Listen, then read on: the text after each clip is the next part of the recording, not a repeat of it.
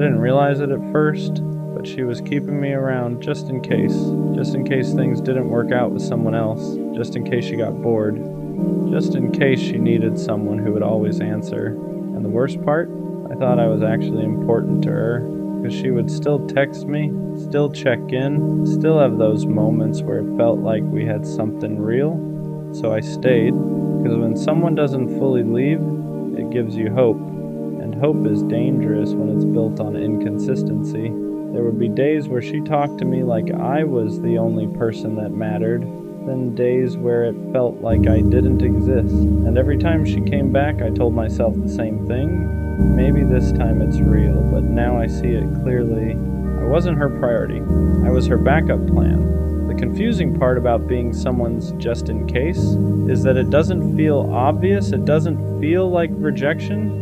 It feels like almost consistent, almost real, almost something worth holding on to, because she never fully disappeared. She would come back, random messages, random conversations, random moments where it felt like everything was normal again. And every time that happened, it reset everything in my head. It made me forget the distance, forget the inconsistency, forget the fact that I only heard from her when it was convenient, because those moments felt real. And when something feels real, you don't question it, you lean into it. But what I didn't realize was this: she wasn't coming back because she chose me. She was coming back because she needed something: attention, comfort, familiarity, and I was always there to give it. That's what kept me in the cycle, because I wasn't being rejected, I was being reused. The more I looked at it honestly, the more the pattern became clear. I wasn't part of her life consistently. I was part of her life conveniently. She would show up when things felt off for her, when she needed someone to talk to, when she needed to feel like someone still cared. And every time I was there, not questioning it, not hesitating, just showing up the same way I always did. Because in my head, I thought consistency would eventually turn into something real. I thought if I stayed long enough, showed enough, proved enough, she would finally choose me, but now I see it differently. I wasn't building something with her. I was maintaining a position she never fully committed to, and that's the hardest part. Realizing you were giving real effort to something that was never real in the same way. There's something subtle about being kept just in case. It doesn't destroy you all at once, it slowly drains you, because you're always in between, not fully chosen, not fully let go, just there. And that in-between space is confusing, because you don't know how to act. Do you pull back? Do you stay consistent? Do you treat it like something serious or something temporary? So you end up doing what I did. You stay, you give, you hope. Because every time she came back, it felt like confirmation that I still mattered. But what I didn't understand was this: being remembered isn't the same as being chosen. Just because someone comes back to you doesn't mean they value you the way you think they do. Sometimes it just means you're available. The turning point for me wasn't when she left. It was when I started paying attention to when she came back. Because it was never random. It was always when something else in her life wasn't working, when she felt bored, when she felt alone, when she needed someone to fill that gap. That's when I would hear from her again. And at first I didn't connect those dots. I just saw it as her coming back. But once you see the pattern, you can't unsee it. You realize you're not part of her routine. You're part of her fallback. And that changes everything. Because now it's not about misunderstanding the connection. It's about understanding your position in it. And my position was never first, never consistent, just there when she needed me. Once I accepted that, the situation stopped feeling confusing and started feeling clear. Painful, but clear, because now I understood why the connection never felt stable, why I was always questioning things, why it felt like I was holding on to something that kept slipping. It wasn't because I wasn't doing enough, it was because she was never fully in. You can't build something stable with someone who only shows up part-time. You can't create consistency with someone who treats you like an option. And I was trying to turn something temporary into something permanent, That's why it never worked. For a while I blamed myself. I thought maybe if I had pulled back sooner, maybe if I acted less available, maybe if I made her miss me more, things would have been different. But the truth is, people who see you as just in case don't suddenly turn you into a priority. They just adjust how often they come back. That's it. And once I understood that, I stopped trying to change how she saw me, because the problem wasn't what I was doing, it was how she valued me. And you can't force someone to value you correctly. That's when I had to be honest with myself. I wasn't stuck because of her.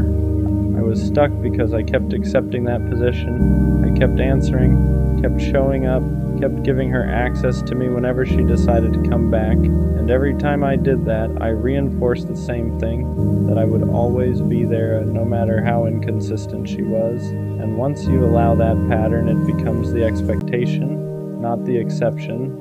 So the real shift didn't come from her changing. It came from me realizing I had to stop participating in it. Walking away from that wasn't easy, because when you've been someone's just in case for a while, it starts to feel normal. You get used to the cycle, the ups, the silence, the return. And breaking that cycle means facing something uncomfortable, that the connection you thought you had was never what you believed it was. But once you step out of it, you start seeing clearly again. You start realizing how much energy you were giving to something that wasn't giving you the same in return, and that clarity changes everything. So yeah, she kept me around just in case, and for a while I stayed because I thought being there meant something, but now I understand the difference. Being someone's option isn't the same as being someone's choice. The right person doesn't keep you on standby. They don't come and go. They don't leave you guessing about where you stand. They choose you, clearly, consistently, without hesitation. And next time, I won't stay in a position where I feel like I'm waiting to be picked, because I'm not here to be someone's just in case. I'm here to be someone's only choice.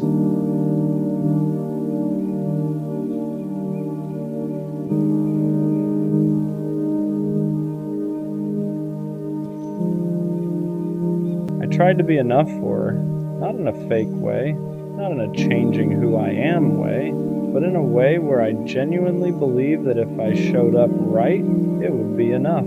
So I gave more time, more attention, more patience. Whenever something felt off, I didn't pull away, I leaned in, because in my head, if something is slipping, you don't let go. You hold it tighter, you fix it, you show up better. But what I didn't understand at the time was this: you can't be enough for someone who's already unsure about you. The more I tried to be enough for her, the more I started losing myself in the process. Because every time something felt off, I didn't question her. I questioned me. Maybe I wasn't doing enough. Maybe I wasn't saying the right things. Maybe I needed to be more understanding, more patient, more whatever she needed, so I adjusted. Not all at once, just little changes, trying to meet her where she was, even when she wasn't meeting me back. And that's how it starts. You don't notice it right away, but slowly you go from being yourself to being who you think they'll stay for. And the crazy part is, the more I gave, the less it seemed to matter, because being enough isn't something you prove through effort. It's something someone decides, and I was trying to earn something that isn't earned like that. I thought if I stayed consistent enough, if I showed her I wasn't going anywhere, if I made it clear how much I cared, she would eventually see me the way I wanted her to, but she didn't, and that's when it started hitting me. This wasn't about effort anymore, because if someone already sees you as not quite enough, no amount of extra effort fixes that. It just exhausts you. You keep giving, keep adjusting, keep trying to close a gap that only exists in their perception, and that gap never closes, because it was never about what you lacked. It was about how they saw you, and that's something you can't control. There were moments where I thought I was finally getting there, moments where she seemed more present, more engaged, more like everything I had been trying to build toward, and those moments kept me going.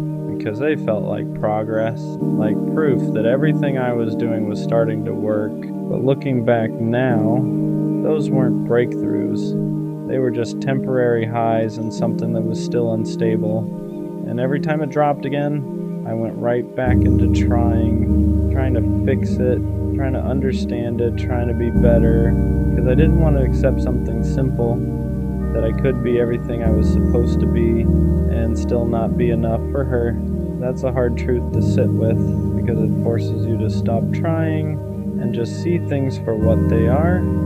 For a while, I took it personally. I thought it meant something about me, like I was missing something, like I needed to improve something to be chosen. But now I understand something clearly. You're not supposed to feel like you're constantly proving your worth to someone who truly values you. That feeling, that constant need to be more, that's not love. That's insecurity being fed by inconsistency. Because the right person doesn't make you feel like you're almost enough. They don't keep you in a space where you're trying to level up just to be chosen. They see you clearly and they decide, without you having to convince them, without you having to overextend yourself, without you having to question where you stand. And once I understood that, everything changed, because now I wasn't looking at myself like I needed to improve to be chosen. I was looking at the situation for what it really was. Misalignment, not lack, not failure, just two people who weren't seeing each other the same way. And no amount of effort fixes that.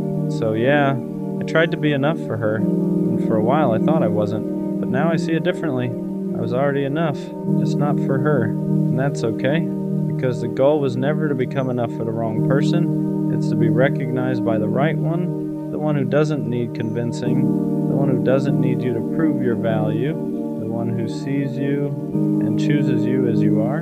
So I'm not trying to be more anymore, I'm just being real and letting the right person recognize it. I don't think I was ever her first choice. Not really.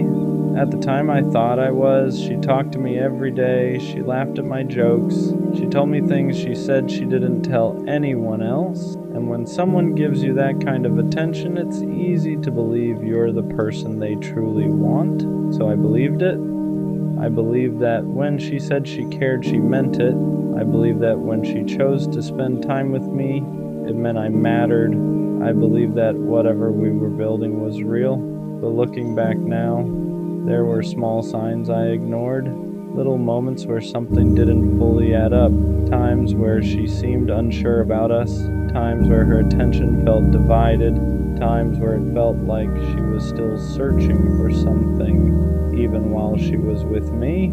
At the time, I brushed those moments off, because when you care about someone, you don't want to believe you're just an option. You want to believe you're the decision. So I stayed patient. I stayed loyal. I kept showing up the same way every day. But the truth is, when someone sees you as their first choice, you don't feel uncertain about it. You don't feel like you're competing with invisible possibilities. You don't feel like their attention could shift at any moment. Being someone's first choice feels stable. It feels clear. And what we had wasn't always clear. There were moments where it felt strong, but there were also moments where it felt like I was trying harder to keep the connection alive. Like I was the one holding the weight of something she wasn't fully sure about, and I didn't want to admit that to myself because nobody wants to believe they're someone's second option. But eventually the truth shows itself, not through words, through choices. And one day, her choices made something very clear. I wasn't the person she truly wanted, I was the person she stayed with until someone else felt like a better direction. And that realization hurts in a way that's hard to explain, because it doesn't just break your heart, it makes you question every moment that came before it. Once the idea entered my head that I might not have been her first choice, it was impossible to ignore, because suddenly memories started looking different. Moments that once felt normal started carrying a different meaning. I remember the times she hesitated when talking about the future, the times she seemed distracted when we were together, the times where her energy felt slightly distant, even though she was right there in front of me. Back then, I didn't question it too much. When you care about someone, you naturally assume the best about them. You assume the connection is mutual. You assume the effort you're putting in is being matched emotionally. But sometimes the truth sits quietly in the background while we convince ourselves everything is fine. And that's what it felt like when I started replaying those memories. Like the signs were always there, but I didn't want to see them. Because nobody wants to believe they're the backup plan. Nobody wants to believe they're the person someone stays with while they're still figuring out what they really want. But when someone truly sees you as their first choice, things feel different. There's clarity. There's certainty. You don't constantly feel like you have to prove why you deserve to be there. You don't feel like their attention might shift if the right opportunity appears. But with her, there were moments where I felt that uncertainty, and I kept pushing it away because admitting it would have meant admitting something painful, that maybe she cared about me, but not in the way I cared about her. And that's a difficult thing to face, because it means the connection wasn't equal. One person was fully invested, the other person was still deciding. And when one person is deciding while the other person is committed, the balance is already off. You're building something with someone who hasn't fully chosen you yet, and eventually that imbalance reveals itself, not through arguments, not through dramatic moments, through decisions. And decisions don't lie. One day, her decision made something very clear to me. I wasn't the person she was always sure about. I was the person she stayed with, while she kept wondering if someone else might be a better choice. When you start realizing you were never someone's first choice, the hardest part isn't the breakup. It's the realization that you were trying to win a place in someone's life that was never fully yours. Because when someone truly chooses you, you don't feel like you're competing with invisible options.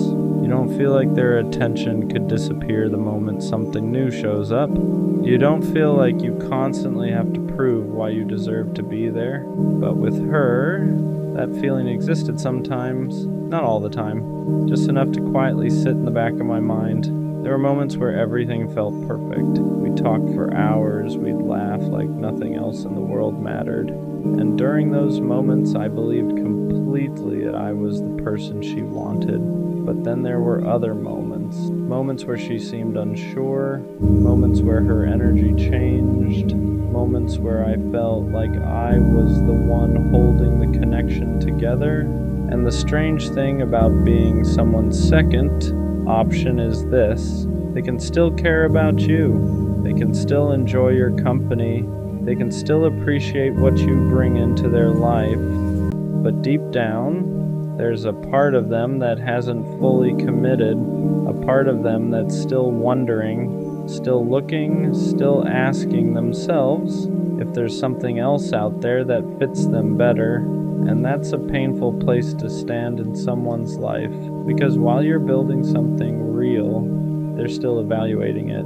You're investing, they're deciding, you're certain, they're uncertain, and when one person is certain while the other person is unsure, the outcome is almost always the same. Eventually, the person who was unsure finds a direction that feels clearer to them. And when that happens, the person who was giving everything suddenly realizes something heartbreaking. They were never the final decision. They were the temporary one. The moment I finally accepted that I was never her first choice, everything started making more sense. For the longest time, I thought the problem was something I did wrong. Maybe I didn't say the right things. Maybe I didn't keep things exciting enough. Maybe I should have noticed the distance sooner. Your mind does that when someone walks away. It starts searching for mistakes you could fix. Because if there's a mistake, then maybe there was a way to save it. But the more I thought about it, the more I realized something uncomfortable. I wasn't losing because I failed. I was losing because she was never fully choosing me to begin with. There's a big difference between someone being with you and someone being certain about you. At the time, I thought those were the same thing, but they're not. Someone can spend time with you. Someone can laugh with you. Someone can even care about you and still not see you as the person they're fully committed to. And when someone isn't fully committed, their heart stays open to other possibilities. That's where the uncertainty comes from. That's why the energy sometimes feels inconsistent. That's why you occasionally feel like you're trying harder than they are, because deep down, one person is already sure, and the other person is still deciding. And when someone is still deciding, the moment another option appears, everything shifts, not because you suddenly became less valuable, but because they were never finished searching. Looking back, that's what hurts the most. Not that she left, but that I gave my loyalty to someone who was still questioning if I was the person they really wanted, because loyalty only feels safe when it's mutual, when both people are standing in the same place emotionally, when both people have already decided this is the person I'm choosing. But that's not what we had.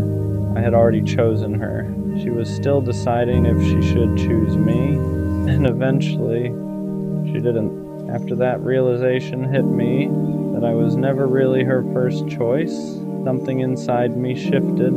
At first it felt humiliating, because nobody wants to admit they were standing in someone's life as a possibility instead of a priority. You start thinking about all the effort you gave, all the time you invested, all the patience you showed, all the loyalty you carried for someone who wasn't standing on the same level of certainty. And the painful part is this: while I was building something solid in my mind, she was still deciding whether she wanted to stay. That imbalance is invisible when you're inside the relationship, because when you love someone, you assume the feeling is mutual. You assume they're just as sure as you are. But certainty has a different energy. When someone is sure about you, there's no hesitation, no distance, no quiet sense that you're being evaluated. They don't keep looking around. They don't keep wondering if something better might appear. They simply choose you, and they keep choosing you. Looking back now, I can see the difference where, with her, there were moments where everything felt strong, but there were also moments where it felt like she was slightly pulling away. Moments where the connection felt uneven. Moments where it felt like I was trying to hold something steady while she was still questioning it. At the time, I thought those moments were temporary. I thought if I stayed patient, if I kept showing up the same way, eventually she would feel as certain as I did. But certainty doesn't grow out of pressure, it grows out of genuine alignment.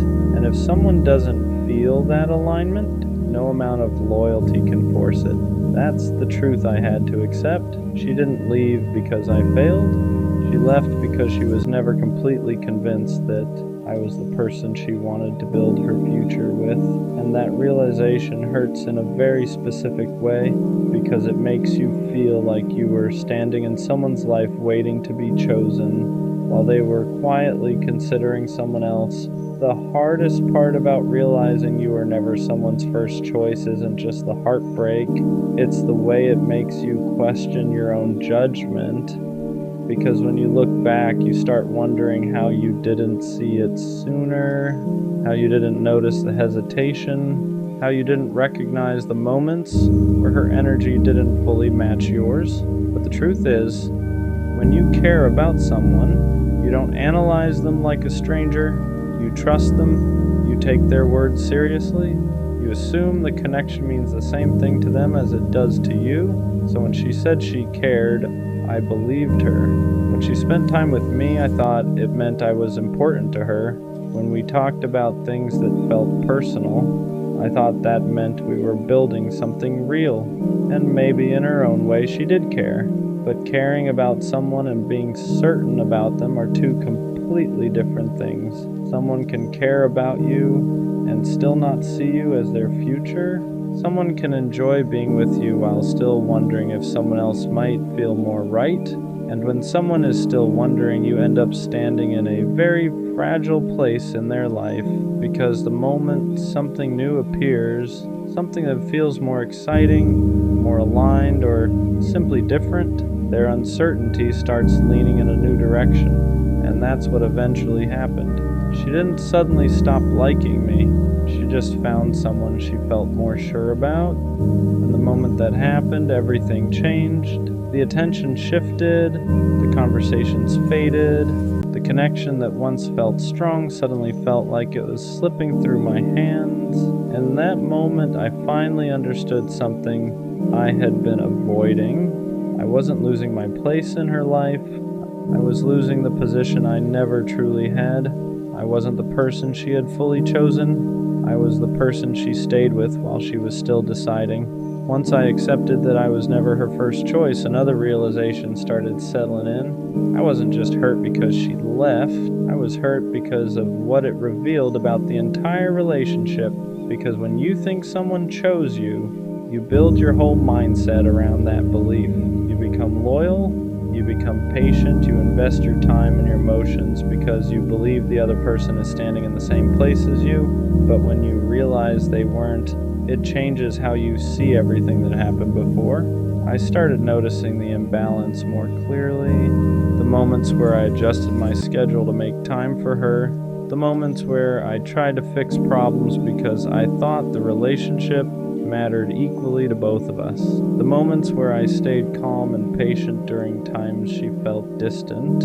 I thought I was protecting something meaningful, but now I understand something I didn't see then. I was protecting a relationship that she was still questioning, and when one person is protecting something while the other person is still deciding if they even want it, the outcome is almost inevitable, because eventually the person who's unsure finds something that feels more certain. And when that happens, the person who was investing everything suddenly realizes something painful. They were standing in someone's life waiting to be chosen by someone who had never fully chosen them in the first place. That's a difficult truth to accept, because it forces you to admit that the relationship meant more to you than it did to them. It forces you to admit that while you were building something in your mind, they were still exploring their options, and that realization hits your pride in a way that's hard to describe, not because you hate the other person, but because it makes you question your own judgment. It makes you wonder how you didn't see the difference between being valued and being temporarily convenient. But over time, I started understanding something important. Being someone's first choice isn't something you should have to fight to become. It isn't something you should have to prove you deserve. When someone truly sees you as their first choice, it feels clear, it feels stable. You don't spend your time wondering if someone else might replace you, because they've already decided where they stand. And with her, that decision was never fully made, not in the way I thought it was. After enough time passed, the pain of realizing I was never her first choice slowly started turning into something else. Clarity, because once the emotions settle down, you begin seeing the relationship without the illusion you had while you were inside it. When I was with her, I kept thinking that if I just stayed loyal enough, patient enough, supportive enough, eventually she would see that I was the right person.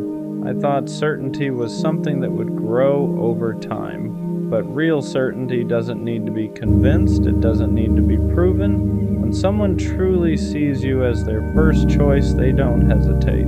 They don't keep looking around. They don't treat you like a possibility they're still evaluating. They choose you, and that choice feels obvious. Looking back, I realized I spent a lot of time trying to earn a position that should have been natural. Trying harder, showing more patience, giving more understanding whenever things felt off, and at the time I thought that effort meant I was being strong, but now I understand something I didn't see before. You shouldn't have to fight to become someone's first choice. If someone truly values you, you won't feel like you're constantly proving your worth.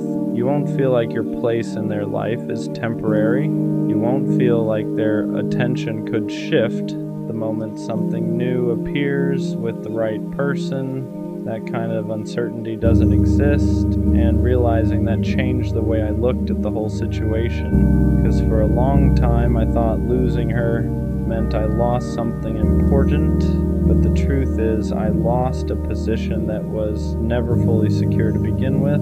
I was trying to build a future with someone who had never fully decided that I was the person they wanted to build it with. And once you see that clearly, the pain starts losing its power, because you realize something important. You didn't lose someone who was fully committed to you. You lost someone who was still searching. Once I finally accepted that I was never her first choice, something unexpected happened. The story in my head started changing. For a long time, I looked at the situation like I had lost something valuable, like someone had taken my place, like I had somehow been replaced by someone better. But when you step back from the emotion and really look at the situation, you start realizing something different. I wasn't replaced, I was simply standing in a place that was never fully mine. Because when someone truly sees you as their first choice, there isn't a long period of hesitation. There isn't a constant feeling that something might change. There isn't a quiet sense that they're still evaluating their options. When someone knows they want you, the energy feels different. It feels stable, it feels certain. You don't spend your time wondering where you stand. You already know. And the truth is, with her, I never fully had that certainty. There were moments where it felt strong, moments where the connection felt real, but there were also moments where something felt slightly off, moments where I felt like I was trying harder to hold things together, moments where it felt like she was still deciding how much of herself she wanted to give.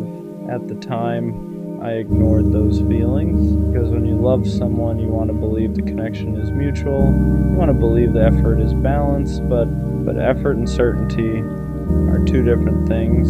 Someone can enjoy what you give them while still being unsure if you're the person they truly want. And when someone is unsure, their heart is still open to other possibilities. That's what eventually happened. She didn't suddenly stop caring about me. She simply found someone she felt more certain about. And once that certainty appeared, my place in her life disappeared. At first, that realization felt humiliating, but over time it started feeling like clarity, because it reminded me of something important. You shouldn't have to fight to become someone's first choice.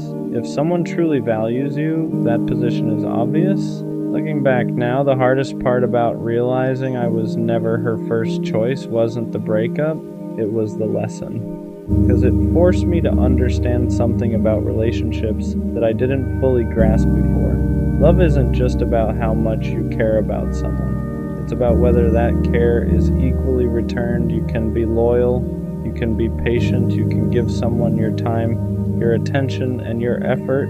But if the other person hasn't fully chosen you, none of that guarantees they'll stay. And that's a painful truth to learn, but it's also an important one because it changes the way you look at relationships moving forward. It teaches you that being someone's first choice isn't something you should have to earn through constant effort. It should be something they feel naturally, something they decide clearly, something they show through their actions. Because when someone truly chooses you, you won't feel like you're competing with invisible possibilities. You won't feel like their attention could disappear at any moment. You won't feel like you're just temporarily filling a space in their life. You'll feel secure, you'll feel valued, you'll feel chosen, and that's the kind of connection everyone deserves.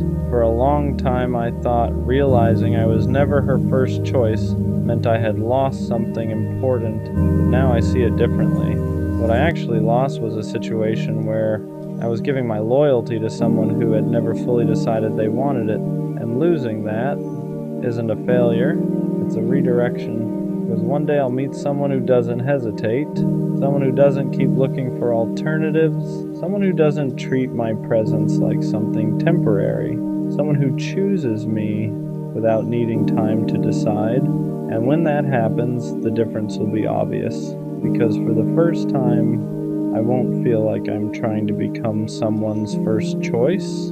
I'll simply know that I already am. You wanted her. There's no point pretending otherwise. You didn't just like her, you imagined a future with her. You pictured small moments turning into something bigger, late nights, shared laughs, quiet mornings. You replayed conversations in your head, wondering what they meant, wondering what could have been. And somewhere along the way, you gave more than you should have, not because you were weak, but because you cared deeply. And that's the part that hurts first. Losing someone you imagined a future with doesn't just sting, it shakes you. Missing someone who no longer misses you back feels heavy in a way that's hard to explain. But here's the truth that takes time to settle in. Missing someone doesn't mean you need them. And needing someone who could walk away without looking back isn't love. It's you slowly forgetting your own worth. When you pour everything into someone, you start shrinking yourself without realizing it. You start waiting for replies, waiting for effort, waiting for reassurance that should never have been questioned. You begin measuring your value by how much they choose you, and that's where you lose yourself. Not because you love too hard, but because you love someone who couldn't meet you where you stood. Think about it. Before she entered your life, you existed fully. You had goals, motivation, passions, and a sense of direction. She didn't create those things. She didn't complete you. She simply became a part of your story for a moment. And when that moment ended, it felt like something was taken from you. But nothing essential was ever removed. What you lost was attachment, not identity. You might still care. You might still think about her. That doesn't disappear overnight. Healing isn't about pretending you feel nothing. It's about understanding that love should never make you feel like you're begging to be chosen. The right person doesn't make you question your value or wonder where you stand. They don't leave you confused, waiting, or doubting yourself. So yes, it hurts, and it's okay to admit that. But remind yourself of this. You don't need someone who made you feel replaceable. You don't need someone who couldn't show up the way you did. What you need is to return to yourself, to remember who you were before you started chasing someone who couldn't give you the love you deserved. Because the right connection doesn't drain you. It meets you with clarity, effort, and consistency. And until that shows up, choosing yourself isn't a loss. It's the beginning of getting your power back. You keep ignoring the red flags because all you want is love, not peace, not respect, not consistency, just love. You see the signs, you see the unanswered calls, the constant busy, the way you're always an option, never a priority. And instead of asking why it hurts, you ask how to endure it. You tell yourself it's patience, that it's loyalty, that love means staying even when it costs you. But let's be honest, she doesn't check on you. She doesn't consider your feelings. She doesn't show up the way you do. And you know that. You just don't want to face what it says about you for staying. So here's the real question you've been avoiding. How much do you actually love yourself? Because when you stay in situations that keep hurting you, when you keep accepting disrespect just to feel close to someone, that's not love. That's neglect. If you truly loved yourself, you wouldn't keep choosing pain just to feel wanted. You wouldn't keep lowering your standards to keep someone around who clearly isn't choosing you back. But you don't protect yourself, you sacrifice yourself. Because being alone scares you more than being hurt. And that's why you accept the bare minimum. That's why you stay in toxic cycles. That's why you confuse attachment with love. You're not holding on because it's good for you. You're holding on because it's the only version of love you think you deserve. And that's the lie. You don't need someone else to complete you. What you actually need is to stop outsourcing your worth. Because the moment you start loving yourself, really loving yourself, you stop begging for attention. You stop tolerating disrespect. You stop calling pain connection. You stop chasing people who only show up halfway. Self-love doesn't make you selfish. It makes you unavailable to anything that keeps breaking you. And until you learn that, you'll keep calling suffering love and calling survival loyalty. You are worth more than crumbs. You are worth more than confusion. You are worth more than being an option. But no one can convince you of that until you decide to believe it yourself.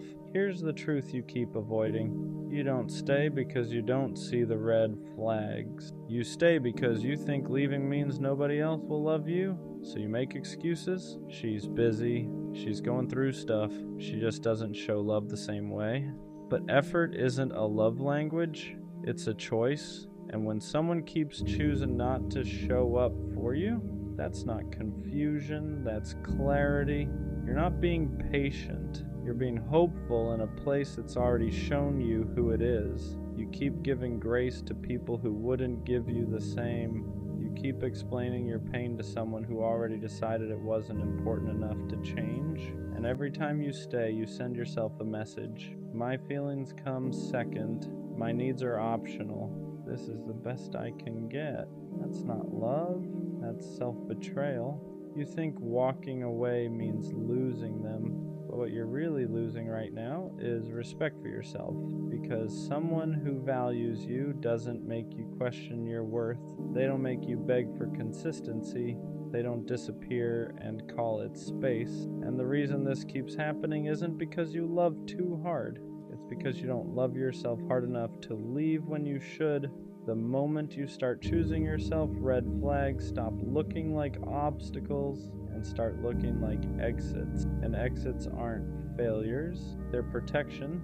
Ignoring red flags doesn't just hurt you once, it trains people how to treat you. Every time you stay after disrespect, you teach them you'll tolerate it.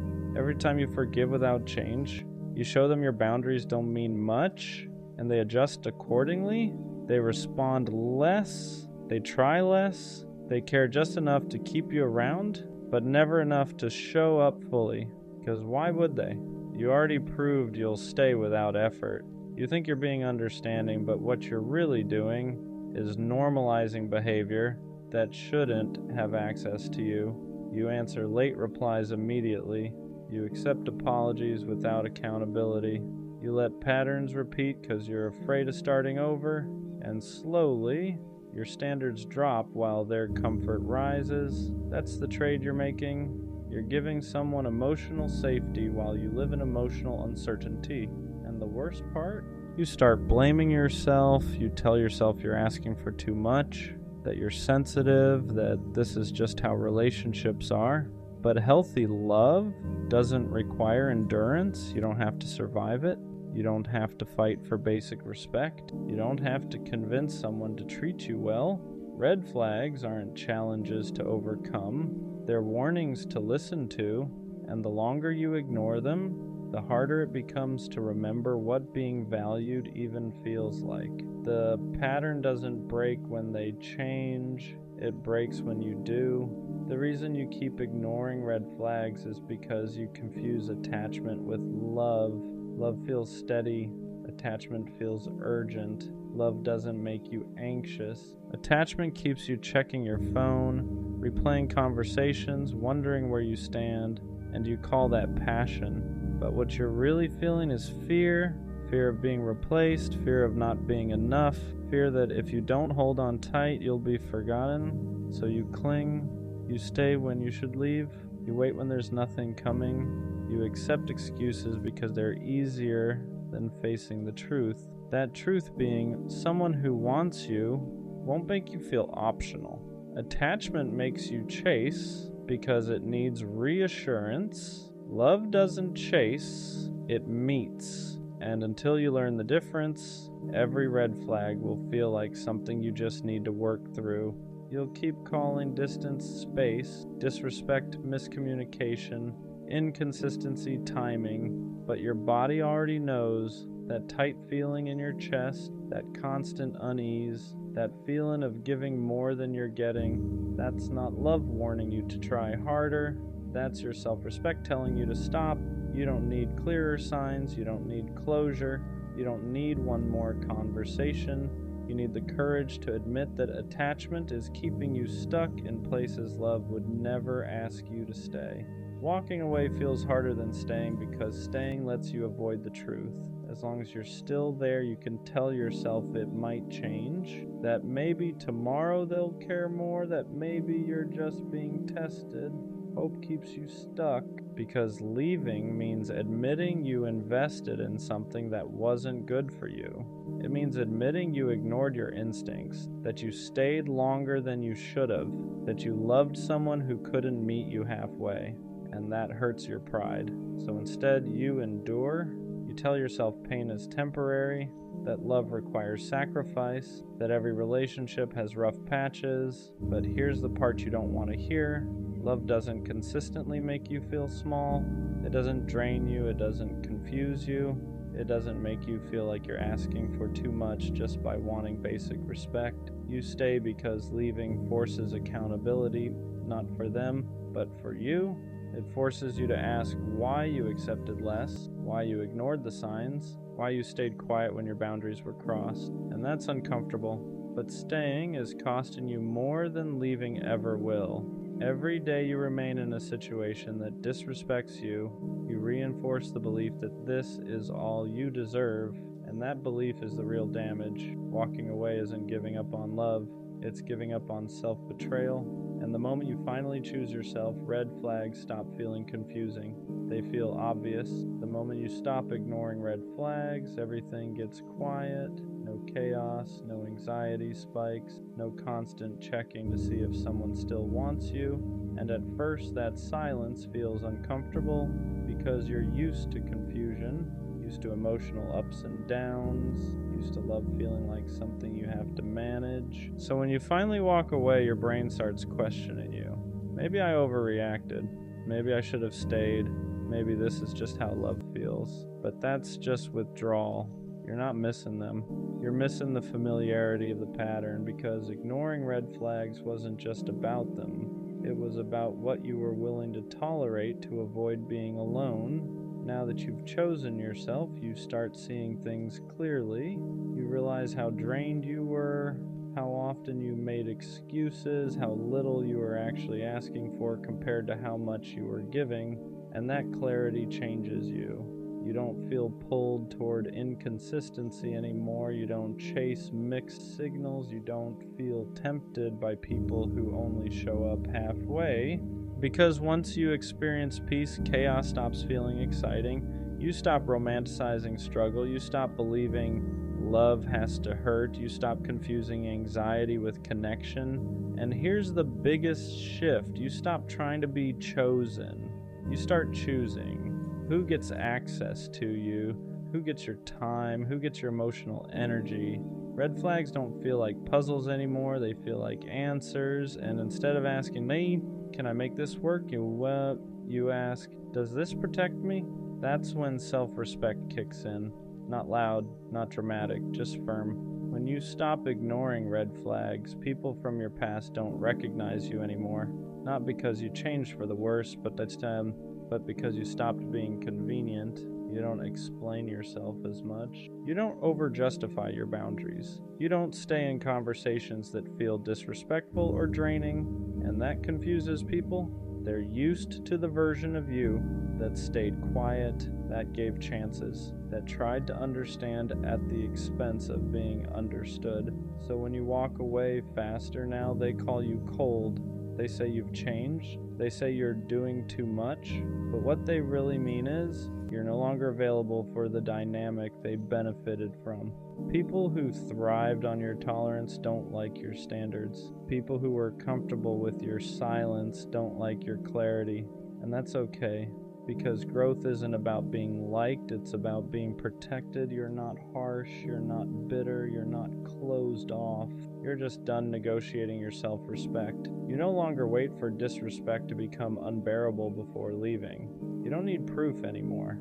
The first pattern is enough. And here's the part that matters most. The right people won't question this version of you. They won't push your boundaries. They won't test your tolerance. They won't need you to over-explain. They'll feel your standards and meet them naturally. Anyone who leaves because you stopped accepting red flags was never meant to stay anyway. That's not loss, that's alignment.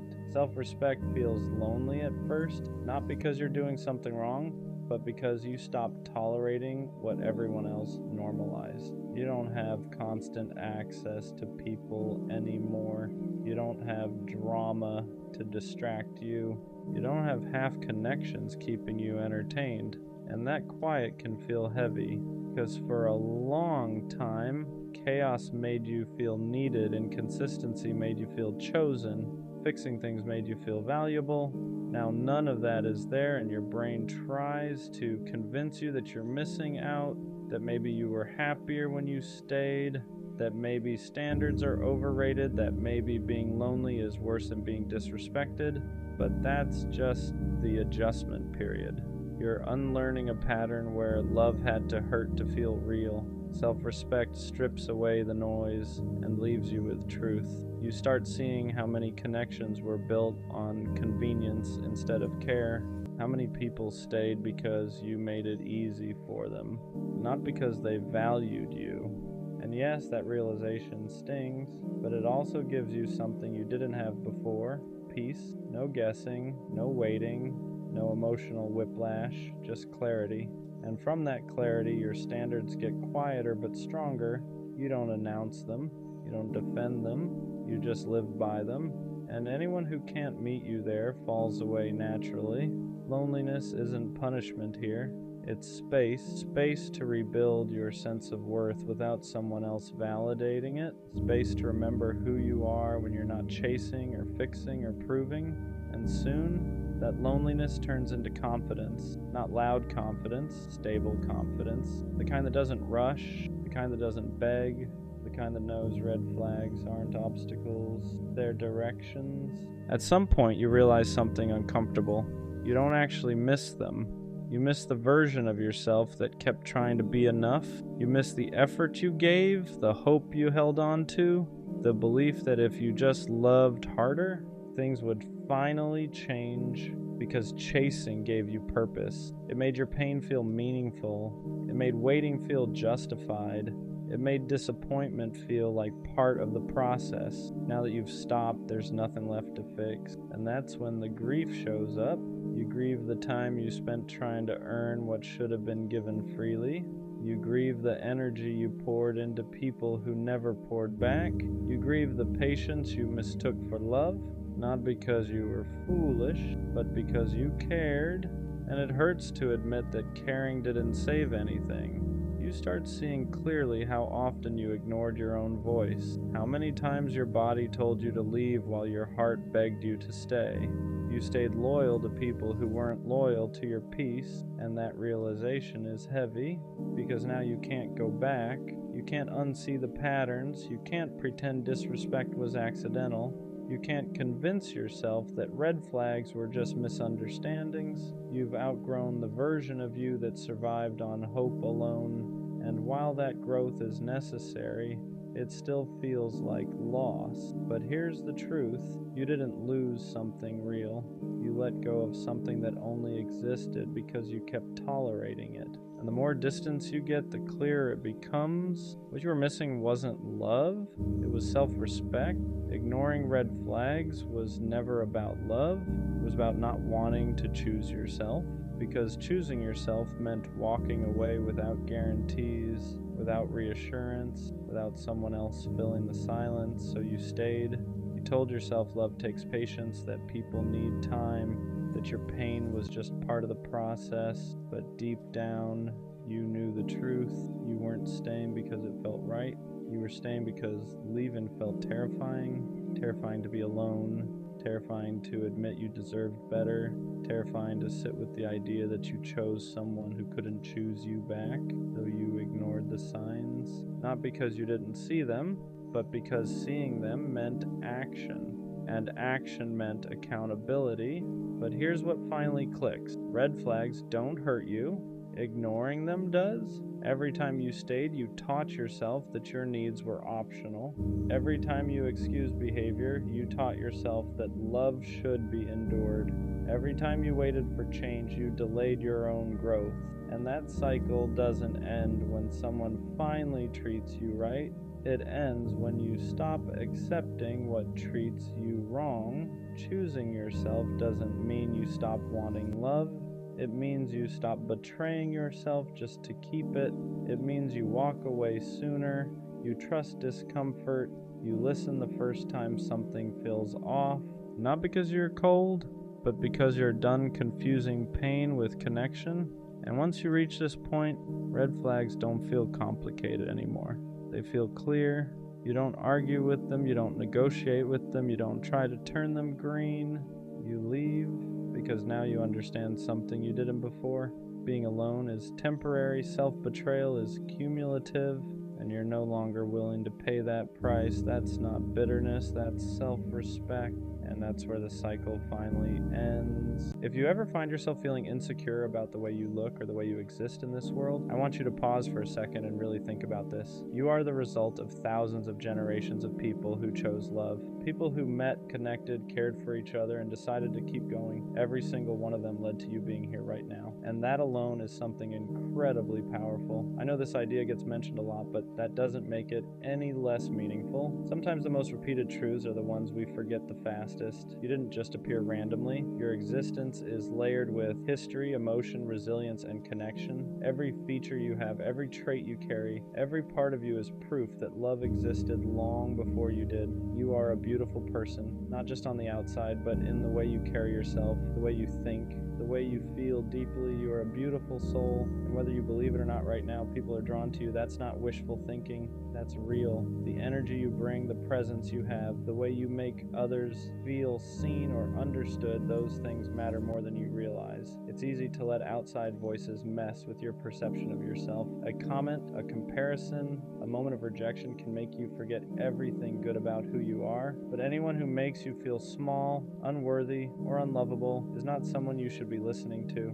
Their words do not define you. Their inability to see your value does not take it away. You don't need to look like anyone else. You don't need to act like anyone else. You don't need to change yourself to be deserving of love or appreciation. You already are exactly as you are. The right people will see that without you having to prove anything. Let this video be a reminder today. A quiet one, not a loud or overwhelming one. Just a gentle reminder that you matter, that you are enough, and that your existence is not accidental. Take a moment to breathe this in. Let it sit with you. Let it soften the way you talk to yourself for the rest of the day. You are here because love brought you here, and that alone makes you something special. Every time you try to talk about how something affected you, the conversation goes nowhere. It's either avoided, minimized, or shut down completely. You're left feeling like your emotions are an inconvenience instead of something that deserves space. And after a while, that silence starts to speak louder than words ever could. You notice the pattern. When you make a mistake, you reflect, you listen, you try to understand where they're coming from and adjust because you care about keeping the relationship healthy. But when they're the one who hurts you, suddenly there's no room for discussion, no acknowledgement, no willingness to meet you halfway, just distance, defensiveness, or pretending nothing happened. That kind of imbalance slowly drains you, not all at once, but over time. You start questioning yourself. You wonder if you're asking for too much when all you really want is understanding. You're not demanding perfection. You're asking for honesty, maturity, and responsibility. You're asking for someone who can say, I didn't handle that well, without turning it into a battle. Healthy love isn't about winning arguments or being right all the time. It's about being able to look inward. It's about recognizing when your actions affected someone you claim to care about. When someone refuses to do that, the relationship stops growing. It gets stuck in the same cycle, repeating the same pain over and over again. You can't build something real with a person who avoids accountability. You can't fix issues alone, and you can't keep carrying the emotional weight for two people. Love should feel like teamwork, not like you're constantly explaining why your feelings matter. At some point, you have to ask yourself if staying silent is worth losing yourself, because real connection requires effort from both sides, and if someone isn't willing to reflect, communicate, and grow, then they're not giving you the love you deserve. The worst kind of pain isn't being misunderstood. It's being seen and still getting left behind, because opening up isn't casual. You don't hand your real self to just anyone. You let them in on the stuff you normally keep locked up, the thoughts you argue with at 2 a.m., the fears you laugh off so nobody worries, the way you care so hard it almost feels embarrassing, and for a minute, it feels like you finally found someone safe. They read your silence correctly. They hear what you don't say. They look at you like they're not guessing, like they actually know, and that's the part that makes you soften. Then one day, they're gone. No fight. No goodbye that matches how close it felt. No ending that makes sense. Just nothing. And that nothing is loud. It sits where the connection used to be. It makes you replay everything like a crime scene. What did I do? Was I too much? Did I share too early? Should I have stayed guarded? But listen, if someone leaves after you showed them the real you, that doesn't mean you were wrong for being real. It doesn't mean your depth is a problem. It just means they weren't prepared for what they asked to see. Being open isn't the mistake. The mistake is thinking you should shrink so people won't run, because the right people don't disappear when they understand you. They get closer. After they leave, the silence doesn't feel feel empty. It feels heavy because now you're not just missing them, you're missing the version of yourself you were when you felt understood. You replay everything, not because you're obsessed, but because your brain is trying to make sense of something that never got an ending. You think about the way they listened, the way they noticed things nobody else did, the way you didn't have to explain yourself all the time, and now they're gone. So your mind starts filling in the gaps. You assume it must have been something you said, something you revealed too early, something you should have kept to yourself. That's how loss works when there's no closure. Your brain turns inward and starts pointing fingers. You don't just lose the person, you lose trust in your own judgment. You start telling yourself, yeah, next time don't say so much. Next time don't get attached. Next time stay surface level. And slowly, without realizing it, you begin shrinking, not because you want to, but because you're trying to protect yourself from feeling that again. But here's the part nobody tells you. What hurt wasn't opening up. What hurt was being met halfway and then abandoned. That doesn't mean vulnerability is dangerous. It means inconsistency is. And there's a difference. After something like that, trust doesn't disappear all at once. It just changes shape. You don't stop believing in people. You stop believing in consistency. You start noticing patterns everywhere, a slower reply, a shorter message, a shift in tone that probably means nothing, but your body reacts like it's everything. Because once you've been left after being seen, your nervous system remembers it before your mind does, so you stay alert, not dramatic, just cautious. You don't lean in the same way anymore, you hold back details, you soften your honesty, you keep parts of yourself for later, just in case later never comes. And the messed up part is, people don't always notice you doing this. They just feel a distance they can't explain. You still care. You're still present, but there's a layer of protection now, like glass between you and them, and you hate that because you remember how it felt before, how natural it was to let someone know you, how easy it felt to just exist without guarding every word. Now every connection feels like a risk assessment. This safe? Will they stay? Am I getting too close again? You don't ask these questions out loud, you just feel them, and slowly you start mistaking caution for growth. You tell yourself you're being mature, when really you're just afraid of reliving the same ending. But here's the truth. Trust didn't break because you opened up. It broke because someone showed you intimacy without responsibility, and that's not your fault. After being left like that, most people learn the wrong lesson. They think the problem was caring too much. They think the solution is to care less, so they start editing themselves. They become easier, quieter, less honest, less intense. They tell themselves, next time don't go so deep, next time don't show everything, next time stay in control. But all that really does is teach you how to survive connection, not how to experience it. You don't stop wanting closeness.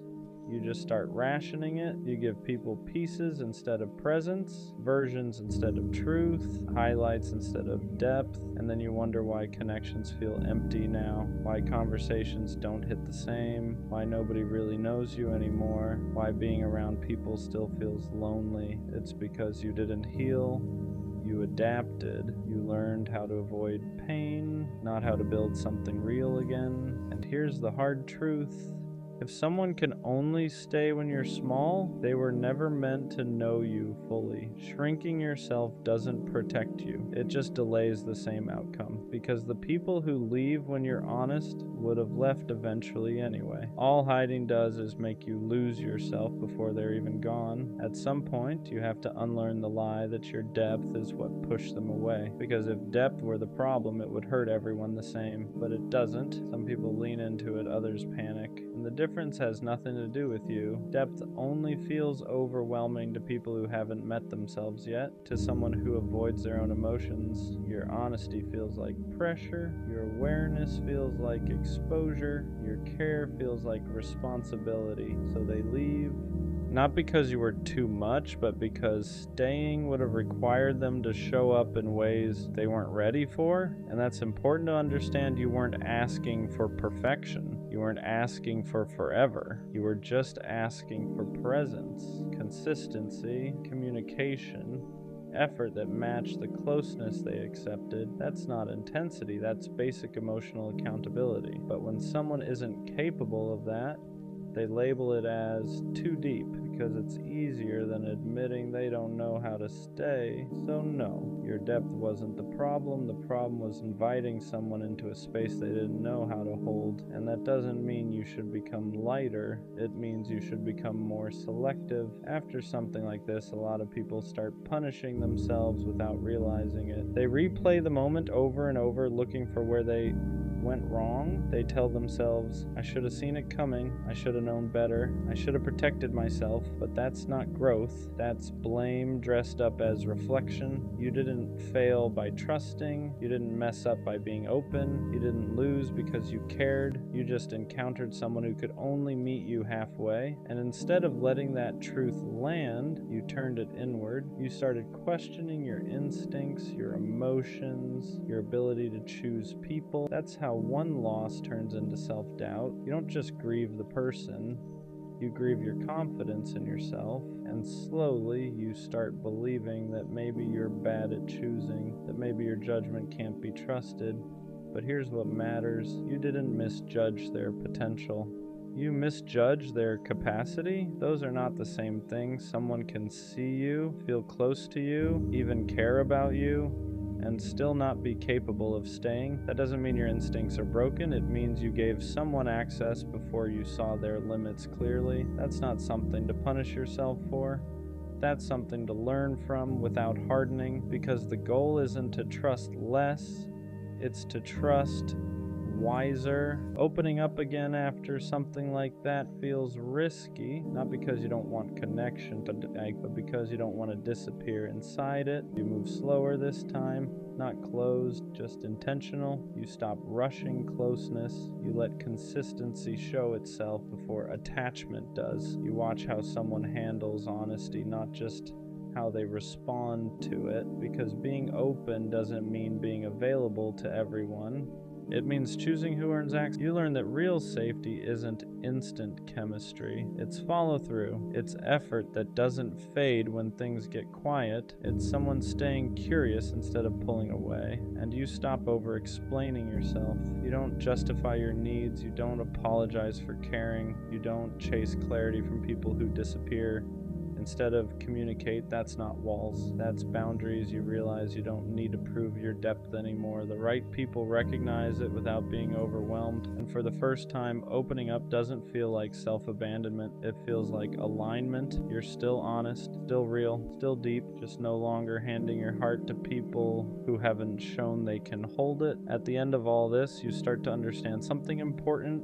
The people who stay don't make you feel confused. They don't disappear when things get real. They don't make you guess where you stand. They don't make you question whether being yourself was a mistake. They stay because they see you, not in spite of it. They don't flinch at your depth. They don't rush you to be easier. They don't treat your honesty like a burden. They meet you with steadiness, not perfection.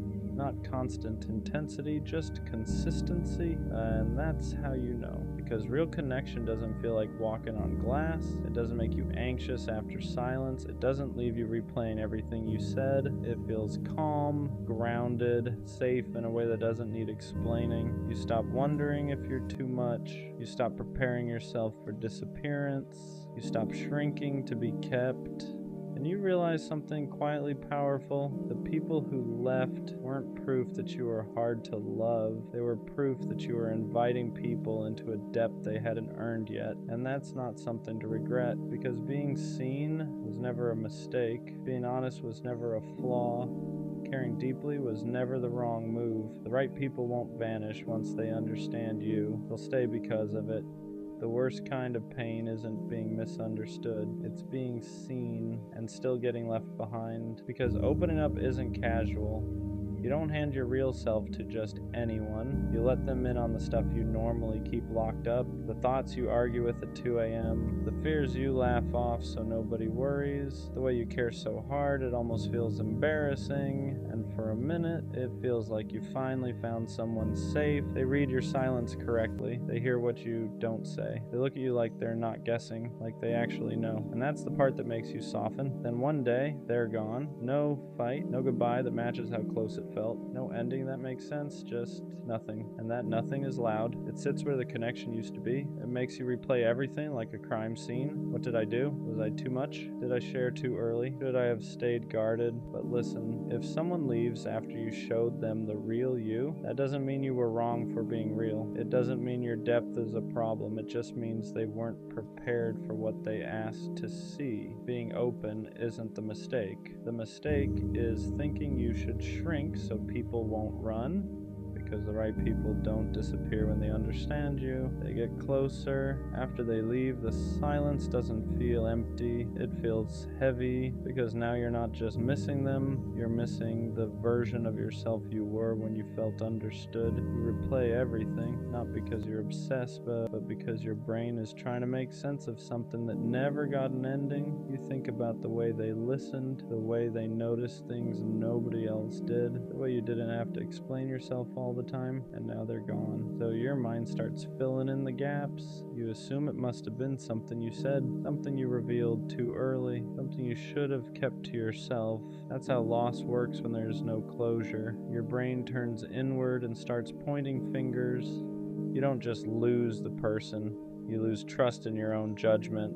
You start telling yourself, next time, don't say so much. Next time, don't get attached. Next time, stay surface level. And slowly, without realizing it, you begin shrinking. Not because you want to, but because you're trying to protect yourself from feeling that again. But here's the part nobody tells you. What hurt wasn't opening up. What hurt was being met halfway and then abandoned. That doesn't mean vulnerability is dangerous. It means inconsistency is. And there's a difference. After something like that, trust doesn't disappear all at once. It just changes shape. You don't stop believing in people. You stop believing in consistency. You start noticing patterns everywhere. A slower reply, a shorter message, a shift in tone that probably means nothing, but your body reacts like it's everything, because once you've been left after being seen, your nervous system remembers it before your mind does. So you stay alert, not dramatic, just cautious.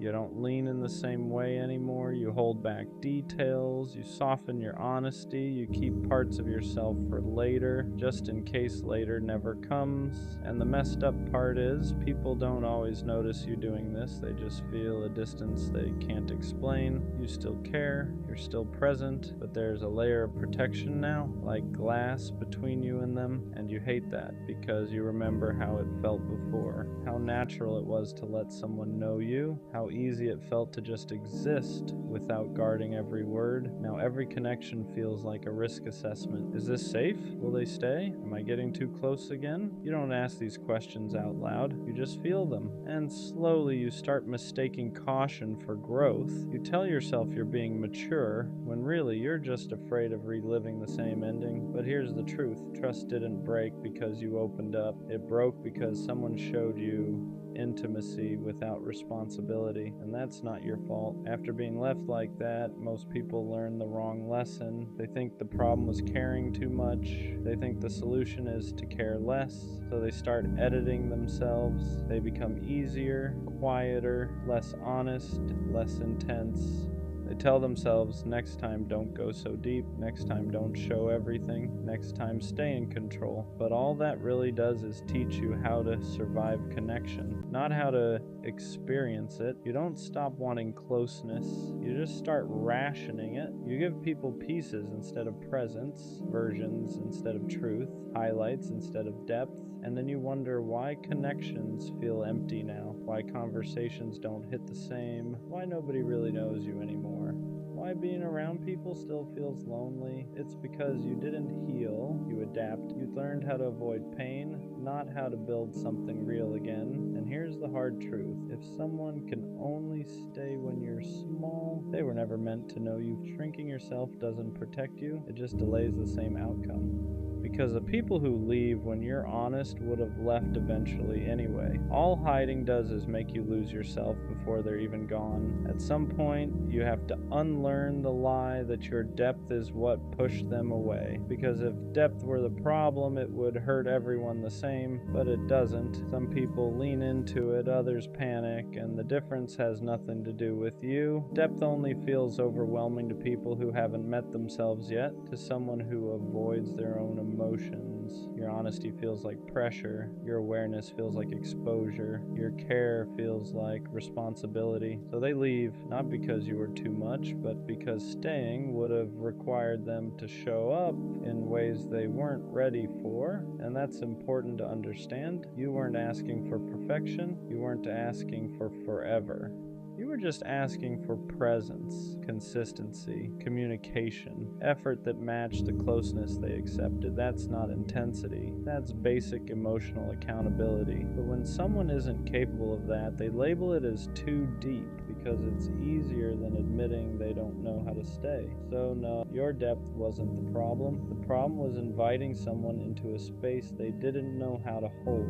And that doesn't mean you should become lighter. It means you should become more selective. After something like this, a lot of people start punishing themselves without realizing it. They replay the moment over and over, looking for where they went wrong. They tell themselves, I should have seen it coming. I should have known better. I should have protected myself. But that's not growth.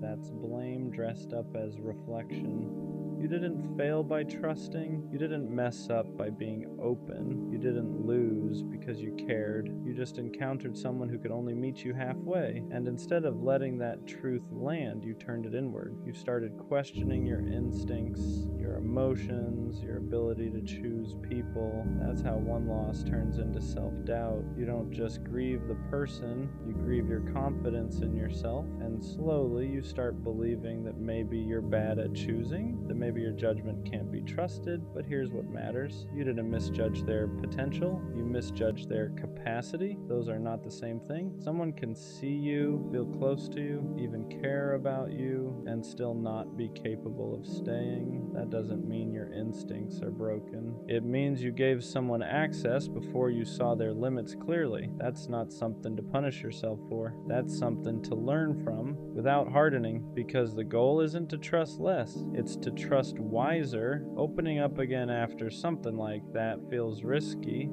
Not because you don't want connection, but because you don't want to disappear inside it, so you move slower this time, not closed, just intentional. You stop rushing closeness. You let consistency show itself before attachment does. You watch how someone handles honesty, not just how they respond to it, because being open doesn't mean being available to everyone. It means choosing who earns access. You learn that real safety isn't instant chemistry. It's follow through. It's effort that doesn't fade when things get quiet. It's someone staying curious instead of pulling away. And you stop over explaining yourself. You don't justify your needs. You don't apologize for caring. You don't chase clarity from people who disappear. Instead of communicate. That's not walls, that's boundaries. You realize you don't need to prove your depth anymore. The right people recognize it without being overwhelmed, and for the first time, opening up doesn't feel like self-abandonment. It feels like alignment. You're still honest, still real, still deep, just no longer handing your heart to people who haven't shown they can hold it. At the end of all this, you start to understand something important. The people who stay don't make you feel confused. They don't disappear when things get real. They don't make you guess where you stand. They don't make you question whether being yourself was a mistake. They stay because they see you, not in spite of it. They don't flinch at your depth. They don't rush you to be easier. They don't treat your honesty like a burden. They meet you with steadiness, not perfection, not constant intensity, just consistency. And that's how you know. Because real connection doesn't feel like walking on glass. It doesn't make you anxious after silence. It doesn't leave you replaying everything you said. It feels calm, grounded, safe in a way that doesn't need explaining. You stop wondering if you're too much. You stop preparing yourself for disappearance. You stop shrinking to be kept, and you realize something quietly powerful. The people who left weren't proof that you were hard to love. They were proof that you were inviting people into a depth they hadn't earned yet. And that's not something to regret, because being seen was never a mistake. Being honest was never a flaw. Caring deeply was never the wrong move. The right people won't vanish once they understand you. They'll stay because of it. Sometimes the question isn't, will I find love? It's deeper than that. It's, will someone ever choose me the way I choose them? Not temporarily, not when it's convenient, not when they're bored, but fully. There's a difference between being liked and being chosen. Liked is easy, chosen is intentional. And if you've been the one who always gives more, who stays longer, who loves harder, you start wondering if maybe you're meant to be the giver but never the one kept. You watch other people get picked without hesitation, publicly, proudly, confidently, and you sit there thinking, what is it about me that makes people unsure? Is it timing? Is it me? Am I too much? Not enough? And the scariest part isn't being alone. It's the thought that maybe you'll always be almost chosen. Being the almost changes you. You're not rejected loudly. You're not cut off dramatically. You're just not picked. You're the one they talk to every day until they meet someone else. The one they say they really like but never commit to. The one who's good enough to keep around, just not good enough to claim. And that messes with your head because there's no clear reason. They don't say you're lacking. They don't say you're the problem, they just hesitate, and hesitation feels personal. You start replaying everything. Was I too available, too understanding, too patient, or maybe not exciting enough, not mysterious enough, not whatever it takes to be chosen instantly? And slowly, your self-worth gets tied to someone else's indecision. That's the dangerous part. Because being the almost doesn't feel like rejection. It feels like you were close enough to hope, close enough to imagine it, close enough to get attached, but not close enough to stay. And when that keeps happening, you don't just question love, you question yourself. After being almost chosen enough times, you start adjusting yourself, not dramatically, not obviously, just subtly. You become a little less expressive, a little less attached, a little less honest about how much you care. Because maybe that's the problem. Maybe you're too available, too deep, too ready. So you try being cooler, more detached, more mysterious. You pretend you don't need reassurance. You act like you're fine with seeing where it goes. You downplay your feelings so you don't scare anyone off. But here's the truth. Shrinking yourself doesn't make you more lovable. It just makes you less visible. And the worst part? Even when you adjust, even when you play it safe, you still end up almost chosen, because the issue was never that you were too much, it's that you were giving depth to people who weren't ready for it. And instead of realizing that, you internalized their hesitation, you made it about your value, you thought, if I just change this one thing, maybe next time they'll stay. But love isn't unlocked by becoming smaller. It's aligned by being fully yourself and meeting someone who doesn't hesitate. And the sooner you stop reshaping yourself for someone's indecision, the sooner you realize you were never lacking. You were just misaligned. After a while, you stop expecting to be chosen, not because you don't want it, but because you're tired of getting your hopes up. So now, whenever something starts to feel good, you brace yourself. You tell yourself not to get excited, not to imagine too far ahead, not to believe it too much, because history has taught you how this usually ends. You assume they'll lose interest, assume they'll find someone better, assume you'll become the almost again. And that mindset is heavy, because you're not just protecting yourself, you're preparing for rejection before it even happens. You start reading into small changes, shorter text, longer replies, different energy. And instead of feeling secure, you feel on edge, not because they've done something wrong, but because you've been here before. You've felt the slow fade. You've watched interest turn into distance. You've experienced the shift from excitement to uncertainty. So now you expect it, and expecting rejection changes how you show up. You hold back, you don't fully invest, you act like you care less than you do, because if it falls apart again, at least you can say you weren't all in. But deep down, you don't want to live like that. You don't want to approach love like it's already ending. You just want one time where it doesn't. There's a difference between being unwanted and being unmatched. And if you've been the almost too many times, you start confusing the two.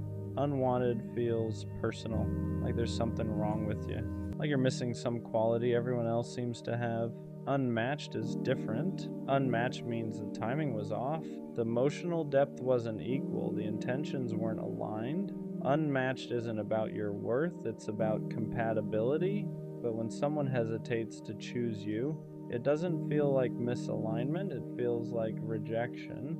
And rejection feels final. You forget that love isn't a competition, that being chosen isn't about being better, it's about being right for each other at the same time. You can be attractive, kind, emotionally available, and still not be someone's person. That doesn't reduce you. It just means alignment wasn't there. And the moment you stop asking, "What's wrong with me?" and start asking, "Were we actually aligned?" everything shifts, because maybe you weren't almost chosen. Maybe you were just never meant to settle for someone unsure.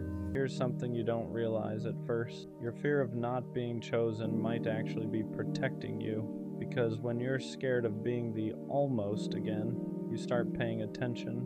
You notice inconsistency faster. You recognize mixed signals sooner. You don't ignore hesitation like you used to. Before, you'd cling to potential, you'd fill in gaps with hope, you'd convince yourself that uncertainty just needed time. Now, you watch. You see when someone's energy shifts. You see when effort isn't equal. You see when you're the only one leaning in.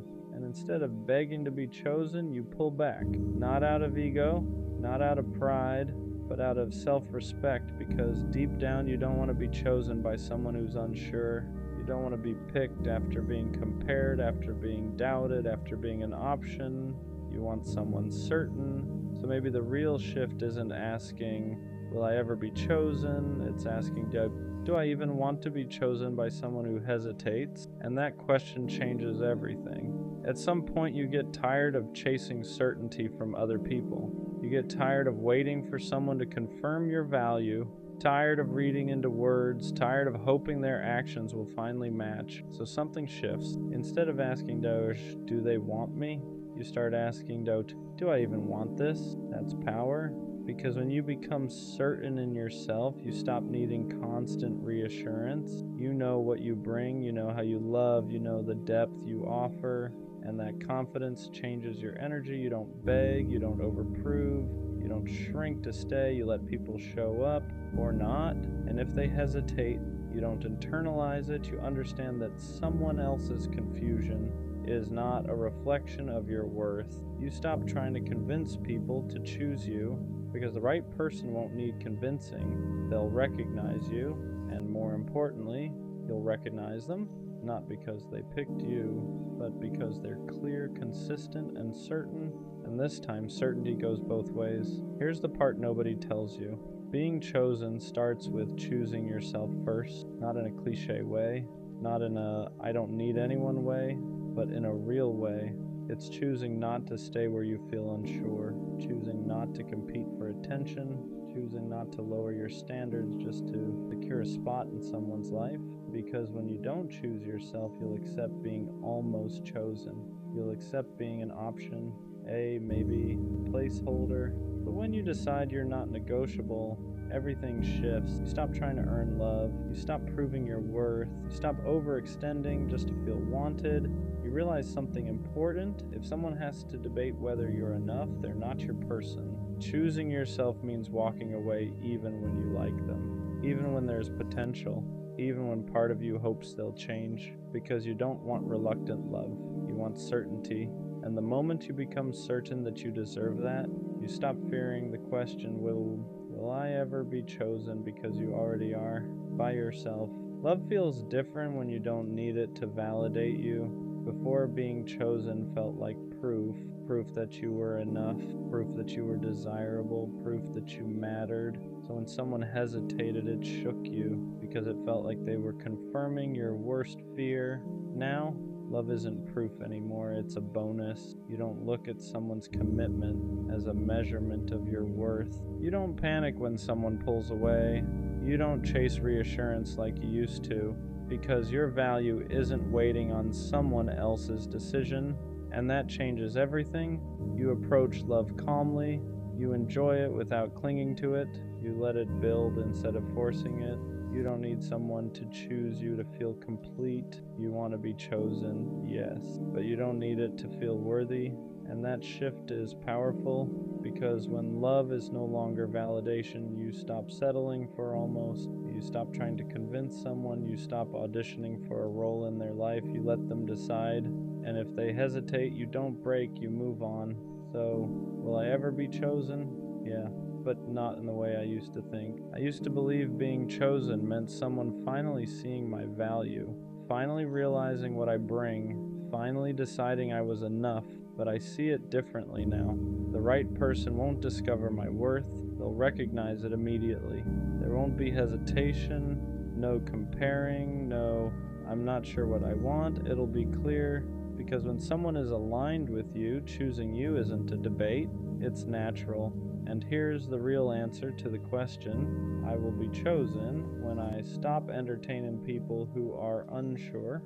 I will be chosen when I don't accept almost, when I don't beg for clarity, when I walk away from hesitation. Because being chosen isn't about being better than someone else. It's about being right for someone who's right for you.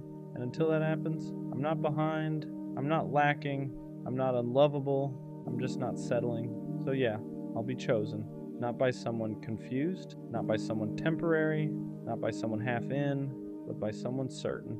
And this time I'll be just as certain back. Being the introvert in the relationship means loving someone who lives louder than you do. They talk easily, they fill rooms, they connect fast, and you listen, you observe, you need quiet to recharge after loving hard. Sometimes it feels like you're standing next to someone who shines effortlessly while you glow quietly. They want to go out, you want to stay in, they gain energy from people, you lose it even when you're happy. And the hardest part is not the difference. It's wondering if your quiet way of loving is enough.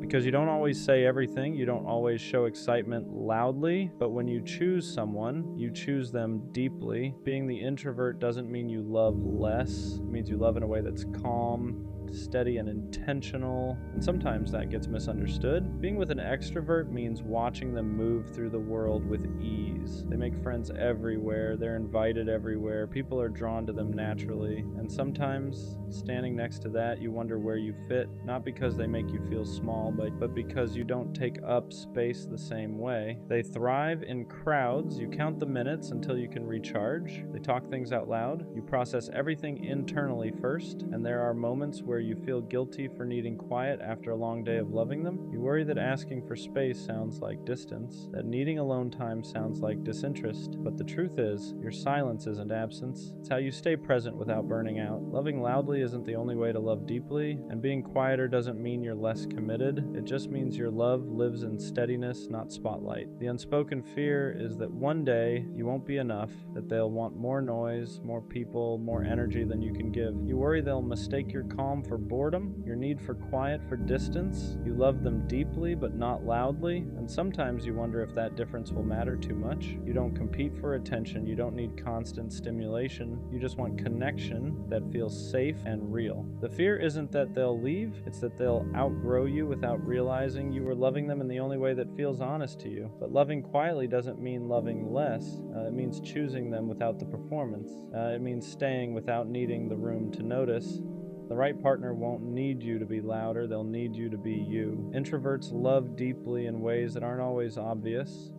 You remember details, you notice shifts in mood, you feel things before they're said. While they're talking to the room, you're paying attention to them. You're the one who listens after the party ends, the one who creates calm when everything feels loud, the one who offers presence instead of constant stimulation. Your love shows up in consistency, not volume, in choosing the same person again and again, even when it's quiet, even when no one's watching. And often your extroverted partner doesn't realize how much they need that until life gets overwhelming, until they're tired, until the noise fades, until they need someone who knows how to stay still with them. That's when your kind of love becomes the anchor. Not flashy, not loud, just steady. Introverts and extroverts can work beautifully together, but only when both ways of loving are respected. You don't need to become louder to be enough for them, and they don't need to become quieter to be right for you. What matters is understanding that your need for space isn't rejection, that their need for people isn't avoidance. You recharge differently, but but you can still meet in the middle. When an extrovert learns that quiet isn't distance, and an introvert learns that excitement isn't chaos, something soft happens. You stop trying to fix each other, you start protecting each other, you give them grounding, they give you expansion, and suddenly, the difference that once felt like a risk becomes the balance that makes the relationship work.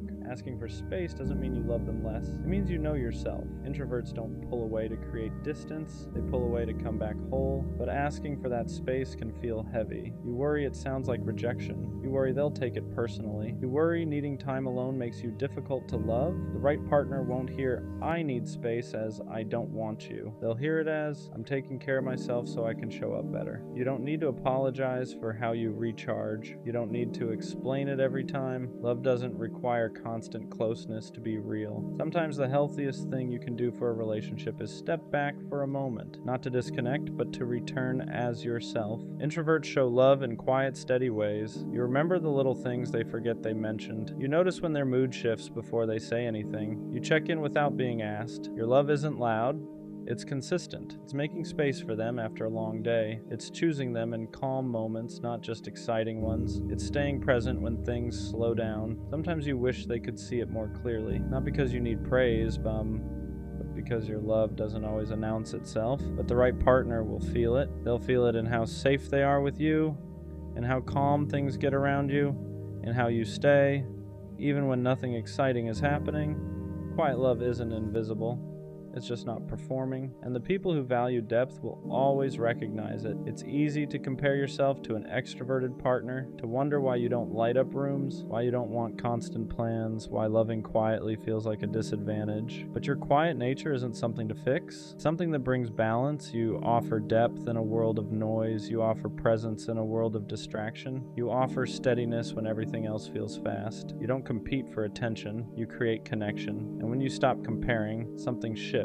You stop shrinking next to their energy. You stop questioning your value. You stop feeling like you need to match them to be worthy of love. You realize your calm isn't less than their excitement. It's what gives the relationship somewhere to rest. And the right partner won't ask you to be louder. They'll thank you for being grounding. One of the quiet fears is being replaced by louder energy, by someone more outgoing, more exciting, more effortless in social spaces. You worry that your calm won't be enough forever.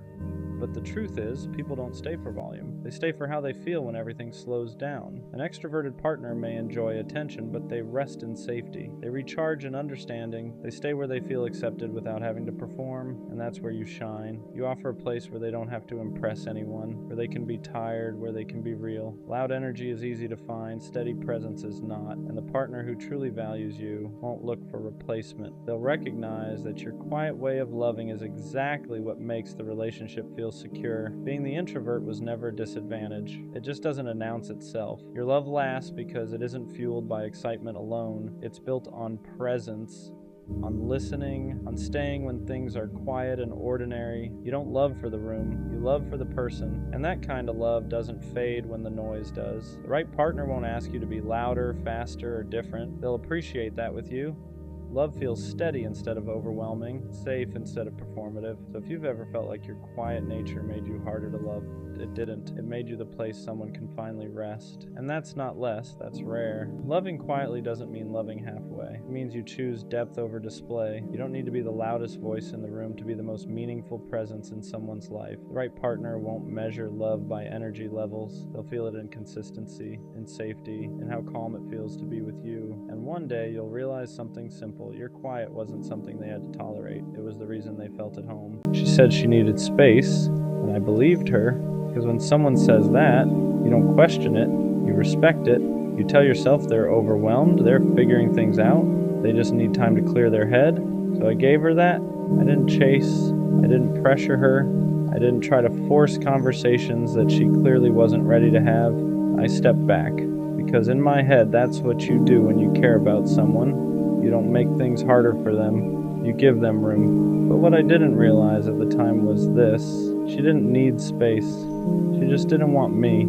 At first I handled it the way you're supposed to. I gave her distance. I stopped texting first. I stopped trying to keep conversations alive. I let the silence sit even when it didn't feel right. Because I thought space meant something temporary. Like a pause. like something we would come back from. But the silence started stretching longer than it should have. And instead of clarity, it just created confusion. Because when someone genuinely needs space, they don't disappear without direction. They don't leave you guessing. They don't make you feel like you're suddenly a stranger. But that's exactly how it started to feel. And deep down, something didn't sit right. Not because I didn't trust her, but because the energy didn't match what she said. Then little things started adding up. Things I didn't notice right away. But once I did, I couldn't ignore them. She wasn't just taking space. She was still active, still talking, still posting, still present, just not with me. And that's when the confusion turned into something else, clarity, because space doesn't mean disappearing from one person while still being available for everything else. Space doesn't look like selective silence, and that's when it hit me. She didn't need space from everything, she needed space from me. That realization is different, because now it's not about understanding, it's about acceptance. You start replaying everything, trying to figure out when it changed, when her energy shifted, when the connection stopped being something she wanted to maintain. Because if it was really about space, she would have come back, she would have explained, she would have made it clear where things stood, but she didn't. She just faded and let the silence say what she didn't want to say directly. And the truth is, space is one of the easiest ways to leave without saying you're leaving. It sounds soft, it sounds understandable, it doesn't create conflict, but sometimes it's just distance in disguise, a way to slowly step out without having to take responsibility for ending it. And I didn't want to see it like that at first, because believing her felt easier than accepting what was actually happening. Because if I accepted it, then I had to admit something I wasn't ready for, that I wasn't someone she was trying to hold on to. I was someone she was slowly letting go of. And that's a different kind of pain, because it's quiet. There's no argument, no clear ending, just distance that keeps growing until you finally understand what it means. For a while I kept thinking she'd come back, that once she had her space, things would go back to how they were. Because when something feels real, you don't expect it to end like that. You expect a conversation, closure, something. But sometimes the absence is the answer. And that's what I had to learn the hard way. And once I stopped waiting, everything started making more sense, because I wasn't confused anymore. I wasn't questioning where I stood. I wasn't trying to interpret silence. I just saw it for what it was. She didn't need time. She made a decision, just not one she wanted to say out loud. And yeah, that hurts. Not just because she left, but because of how she did it. Because honesty would have been easier to respect, clarity would have been easier to accept, but instead, I was left trying to understand something that was never explained, and that kind of ending stays with you for a while. So yeah, she said she needed space, but what she really needed was distance from me, and now I understand something clearly. The right person doesn't disappear to figure out if they want you. They don't leave you in silence, they don't make you question everything. They communicate, they stay, they choose. So next time, I won't confuse silence with patience. I won't wait around for someone who already stepped away. Because when someone truly wants you, they don't need space to decide it. She said I wasn't man enough, and I won't lie.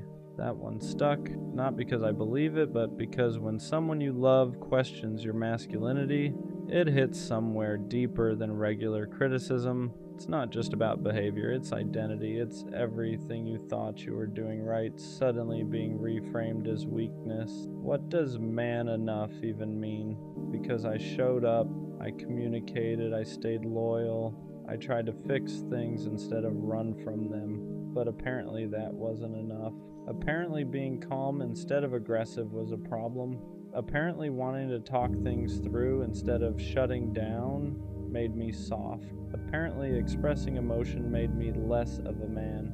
And that's when I realized something dangerous. Some people confuse masculinity with dominance. They confuse emotional control with emotional absence. They confuse stability with weakness.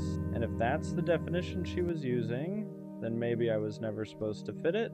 But still, when she said it, it made me question myself, because no matter how confident you are, words like that linger. They make you replay moments. They make you wonder if you should have been tougher, colder, less available, less understanding.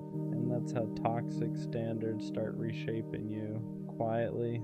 I started analyzing everything after that. Was I too patient, too willing to compromise, too quick to apologize? Because I thought being a man meant being responsible, being accountable, being emotionally mature. But maybe she wanted something louder, more dominant, more unpredictable, and that's confusing because society tells men two opposite things. Be strong, but don't be cold. Be vulnerable, but don't be weak. Lead, but don't control. And somehow you're supposed to balance all of it perfectly.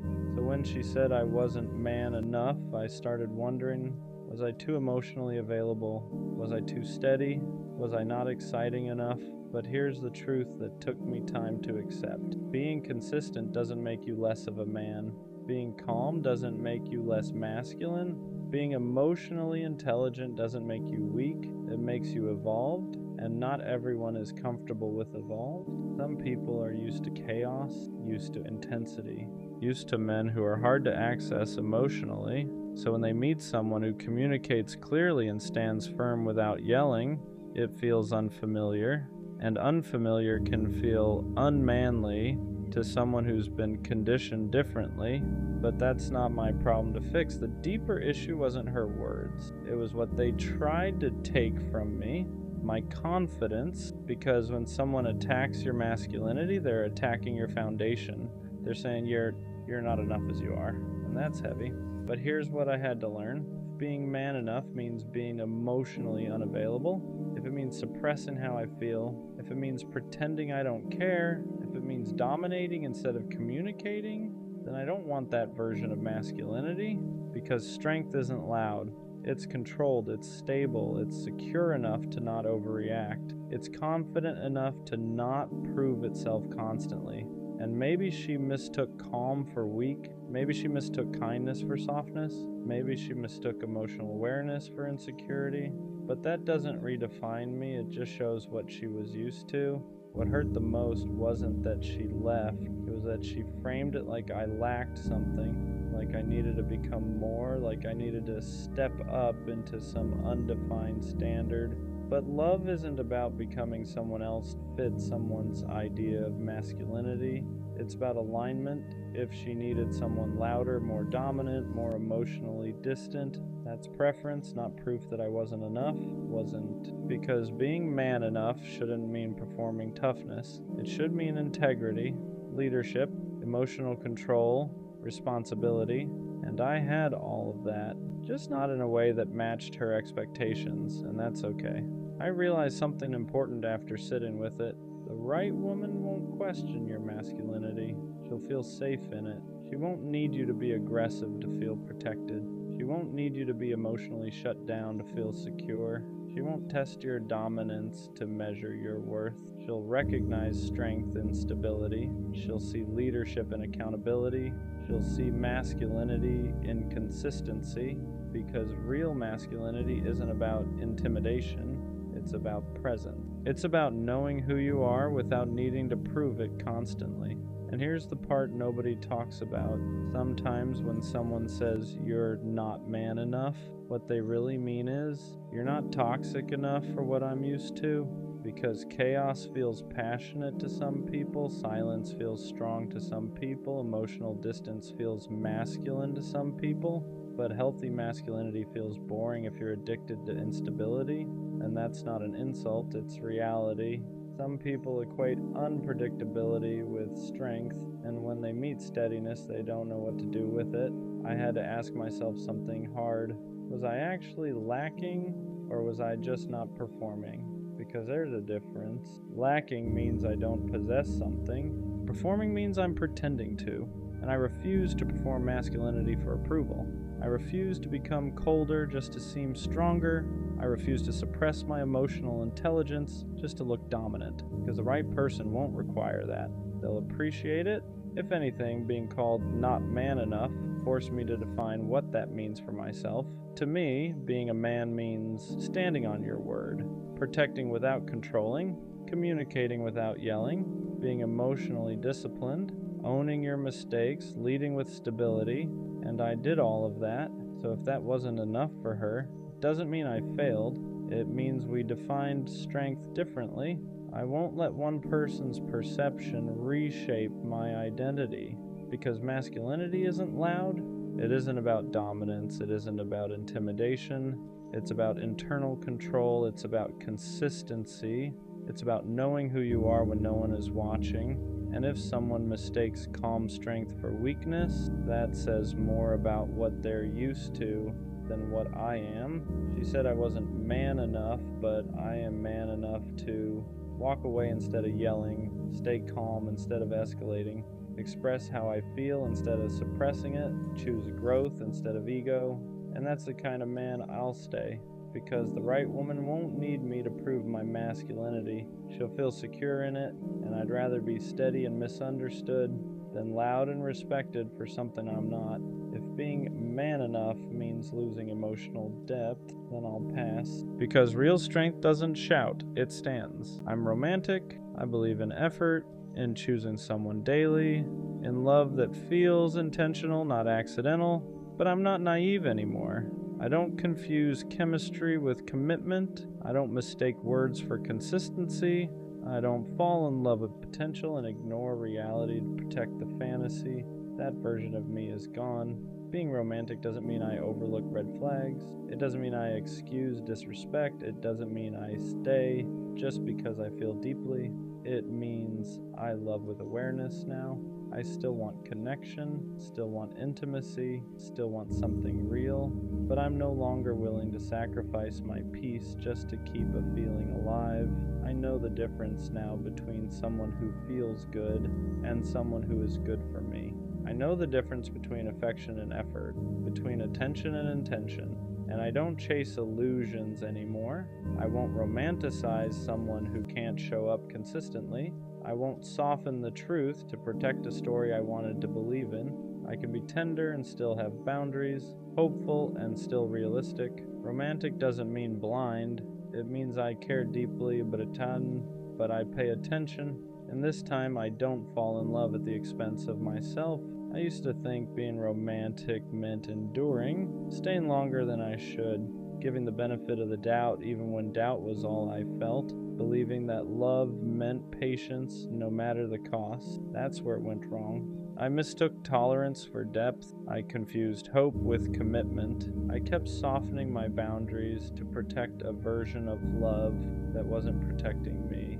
That wasn't romance, that was self-abandonment. Being romantic doesn't mean I ignore patterns. It doesn't mean I wait for someone to become who they promise to be. It means I listen when actions contradict words. It means I leave when effort fades. It means I don't negotiate respect just to keep a connection alive. I still believe in love that's big, in feelings that are deep, in choosing someone with intention. But now, romance has standards. I won't pour into uncertainty. I won't romanticize inconsistency. I won't stay where I feel anxious and call it passion. Romantic love should feel safe enough to be honest, stable enough to be real, mutual enough to last, and if it isn't, I don't try to fix it anymore. Because I can be romantic without being reckless with my heart. Being romantic but not naive changes how you choose people from the very beginning. You don't rush connection anymore. You don't get swept up by intensity. You don't confuse attention with alignment. You let things unfold. You watch how someone shows up when it's inconvenient, how they communicate when things are unclear, how they act when they don't get their way. Because attraction is easy, consistency is not. You stop falling for the idea of someone and start paying attention to how they actually treat you. Do they follow through? Do they respect your time? Do they show curiosity about your inner world? Or just enjoy how you make them feel? Being romantic doesn't mean you stop feeling sparks. It means sparks aren't enough anymore. You want safety with the spark, effort with the chemistry, clarity with the feelings, so you slow down, not because you're scared, but because you value yourself too much to rush into something unproven. You let people reveal who they are without trying to fill in the gaps for them. And if something feels off, you don't romanticize it. You listen, because the right connection won't need you to ignore yourself to keep it alive. Being romantic without being naive means I still believe in love. I just don't chase it blindly anymore. I don't force connections. I don't convince people to choose me. I don't stay where effort feels one-sided and call it patience. I let love meet me where I am. If someone wants me, I won't have to guess. If someone cares, I won't have to ask repeatedly. If something is real, it won't require me to ignore my instincts. I still believe in late night talks, in choosing each other, in building something meaningful, but I don't sacrifice clarity for intensity anymore. I've learned that love isn't proven by how much you're willing to endure. It's proven by how safe you feel being yourself without shrinking, performing, or waiting. So now I don't rush toward feelings just because they're strong. I let actions catch up to words. I let time reveal truth. I let consistency do the convincing. And if someone can't meet me there, I don't make it mean love is dead. I just understand that not every connection is meant to last. I can still be soft, still hopeful, still romantic. I'm just no longer willing to lose myself for the sake of a feeling. Being romantic, not naive, changed what I tolerate. I don't excuse inconsistency anymore. I don't sit with confusion and call it giving things time. I don't ignore the feeling that something is off just because I want it to work. Before, I'd stay and explain. I'd adjust. I'd wait. Now, I observe. If effort fades, I notice. If respect slips, I address it once. If nothing changes, I leave. Not angrily, not dramatically, just clearly. I don't feel guilty walking away from things that don't align anymore, because walking away isn't punishment, it's protection. I used to think romance meant holding on. Now I know it also means knowing when to let go. I still care deeply, still feel intensely, still believe in choosing someone with intention, but I won't romanticize potential at the expense of reality. I won't stay where I feel anxious, unseen, or unsure of my place. Romance without boundaries is just hope with no direction. And now, my heart has standards, not walls, standards. Being romantic and grounded makes love feel quieter than I expected. There's no chaos, no guessing games, no emotional roller coaster disguised as passion. And at first that felt strange. I was used to intensity proving something, used to anxiety meaning I cared, used to confusion keeping me invested. But that wasn't depth, that was instability. Now, romance feels calm. It looks like consistency. It sounds like clear communication. It feels like not having to overthink where I stand. There's still excitement. It's just not fueled by uncertainty. I don't need constant reassurance anymore. I don't need dramatic gesture to feel chosen. I don't need to be chased to feel wanted. Because when something is real, it doesn't keep you on edge. Being romantic doesn't mean I crave fireworks every moment. It means I value safety with the spark, peace with the passion, connection that doesn't cost me my balance. And the biggest shift, I don't mistake calm for boredom anymore. I understand now that love doesn't have to be loud to be meaningful. Sometimes the most romantic thing is feeling secure enough to just be yourself. Being romantic, not naive, changed how I communicate my needs. I don't hint anymore. I don't water things down to avoid being too much. I don't stay silent hoping someone will just figure it out. I say what I need, not aggressively, not defensively, just honestly, because needing clarity isn't pressure. Needing consistency isn't insecurity. Needing effort isn't asking for the world, it's asking for alignment. Before, I was scared that speaking up would push people away, that if I asked for more, I'd lose what I had. Now I understand something important. If honesty scares someone off, they were never meant to stay. I don't over-explain myself anymore. I don't apologize for having standards. I don't negotiate my needs to make someone comfortable. Romance doesn't mean silence. It means trusting that the right person won't feel threatened by clear communication. They won't call it drama. They won't call it too much. They won't make you feel guilty for wanting to feel secure. They'll listen, they'll respond, they'll meet you where you are. And if they don't, I don't take it personally, because being romantic, not naive, means I'd rather be understood slowly than misunderstood forever. Being romantic with boundaries filters people out quietly. You don't have to test anyone, you don't have to interrogate intentions, you don't have to force clarity. You just stay consistent with who you are, you show up honestly, you communicate clearly. You don't overgive to keep someone interested, and that alone does the work. People who only wanted attention get bored. People who thrived on ambiguity get uncomfortable. People who wanted access without effort slowly fade, and you let them, not because you stopped caring, but because you stopped chasing.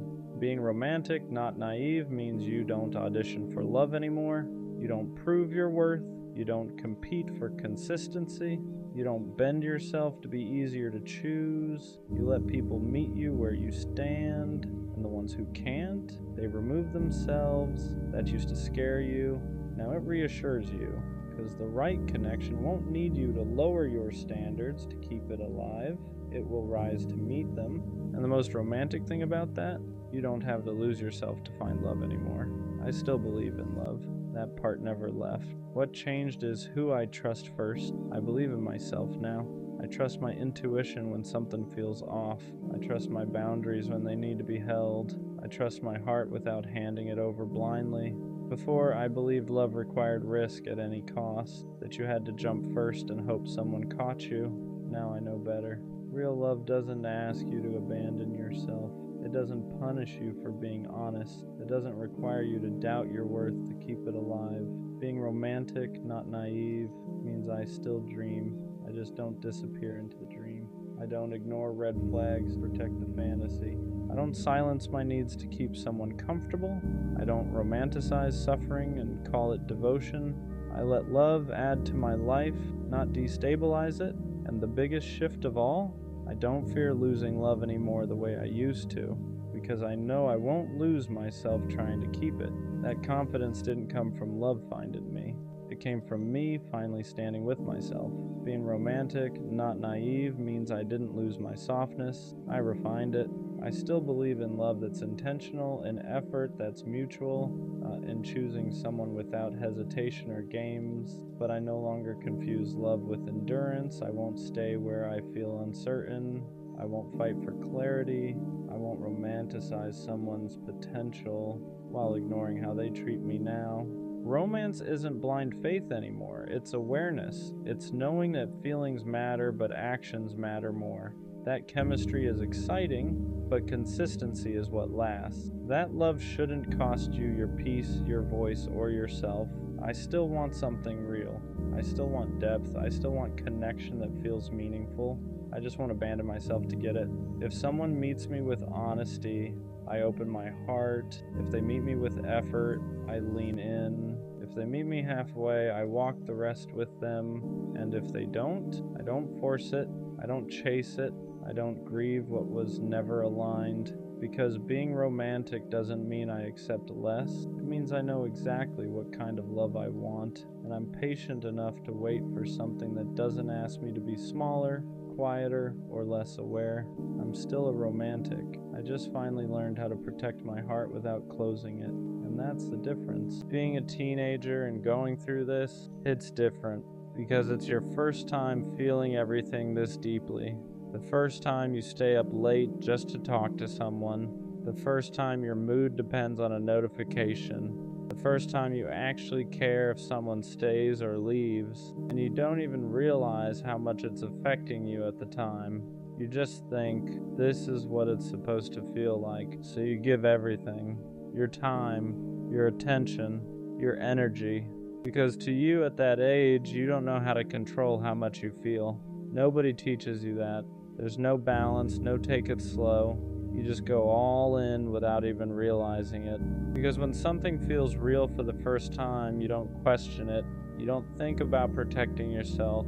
You don't think about what could go wrong. You don't think about whether the other person feels the same way. You just feel it. And you let it take over everything. Your Your whole day starts revolving around them. You wake up and check your phone first thing. You wait for their message like it actually means something. You reread conversations like there's something hidden in them. And the craziest part? You don't even notice how deep you're getting. It feels normal. It feels like this is just what liking someone is supposed to be.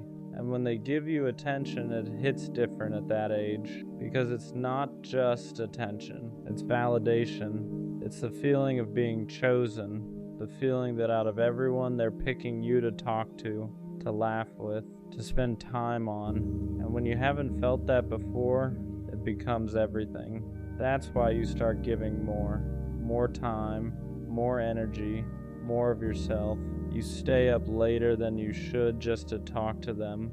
You ignore other things just to keep the conversation going. You make space for them in your life without even realizing how much space you're giving.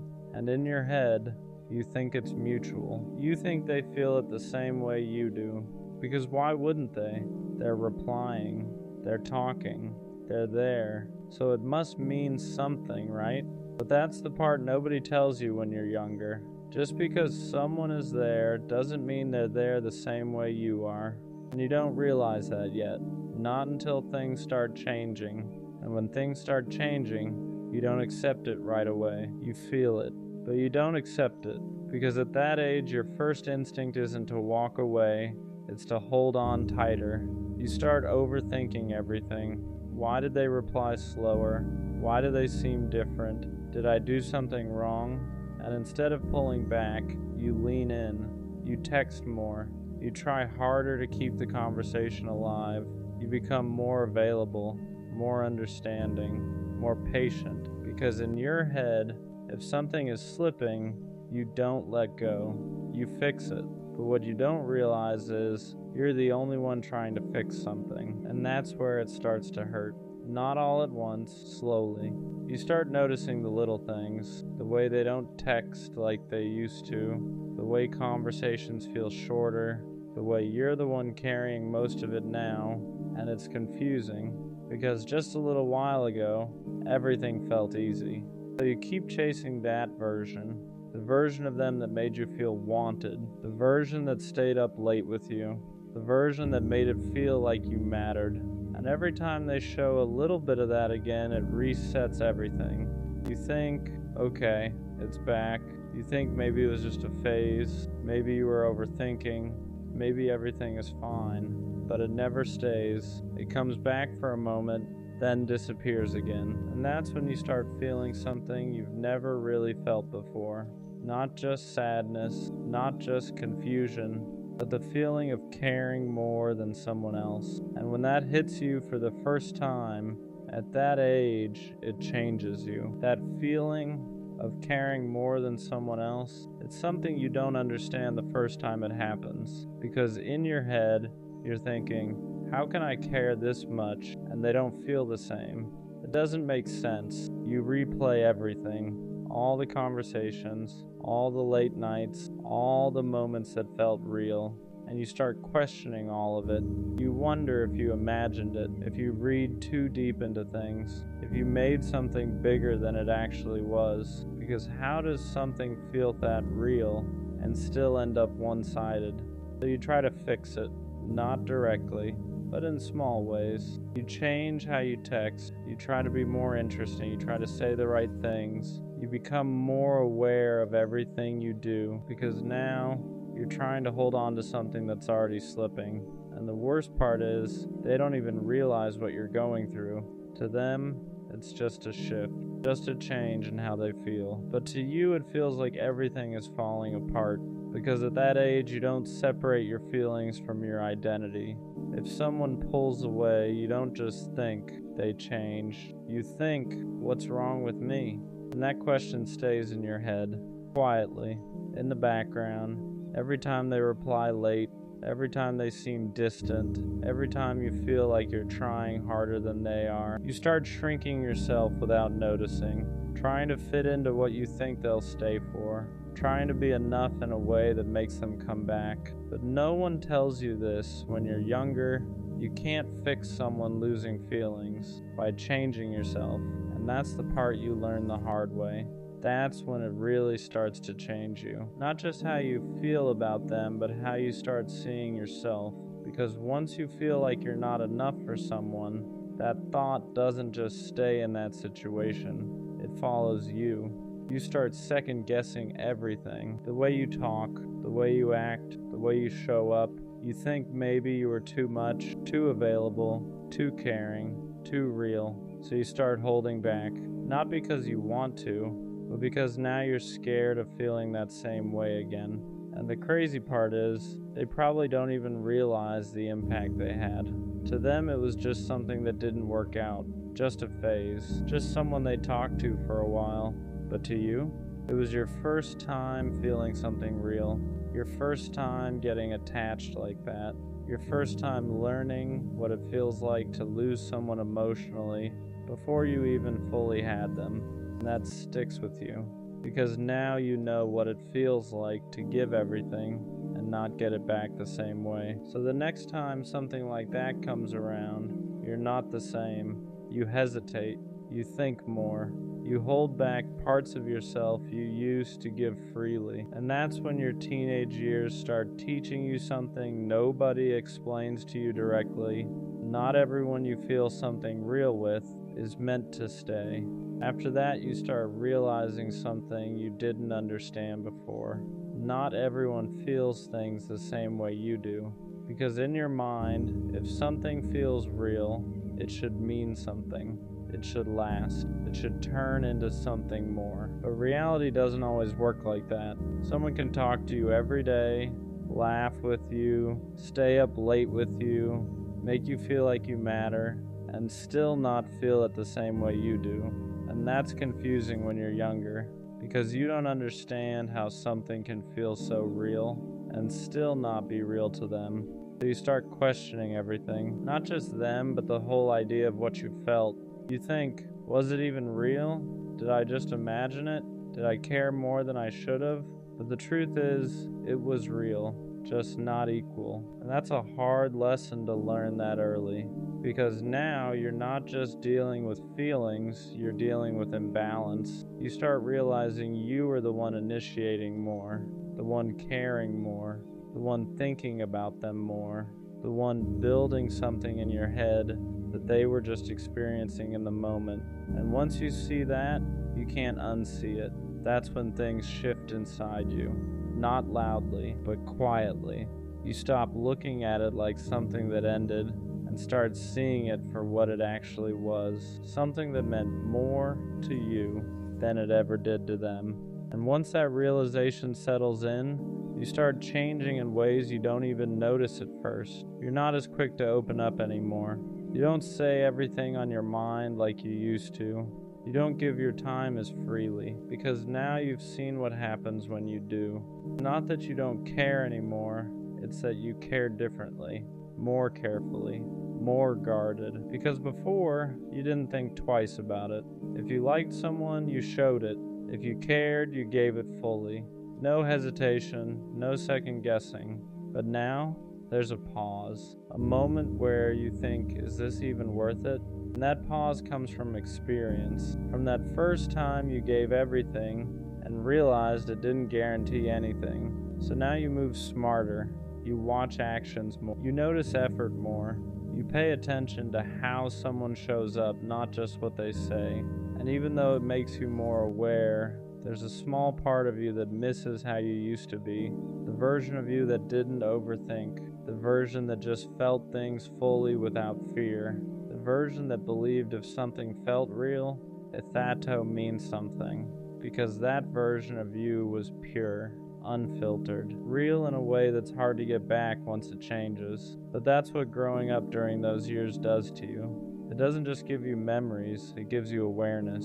And sometimes that awareness comes from learning things the hard way. After a while, you stop blaming them. And you stop blaming yourself. Because at that age, nobody really knows what they're doing. Not fully. They don't know how to handle someone who cares deeply. They don't know how to communicate properly. They don't know how to leave without hurting someone. And you You don't know how to protect yourself yet, so everything becomes intense. The good feels really good, the bad feels really bad. There's no balance, just highs and lows. And looking back, you start realizing something important. It wasn't meant to last, it was meant to teach you. It taught you what effort looks like, what inconsistency feels like, what it means to care more than someone else, and most importantly, it taught you what you should never accept again. Because once you've felt that imbalance, you recognize it faster next time. You don't stay as long, you don't ignore the signs as easily, not because you don't care anymore, but because now you understand your value a little more than you did before. And that's the shift. You're not the same person you were at the start of it. You're more aware, more careful, more intentional.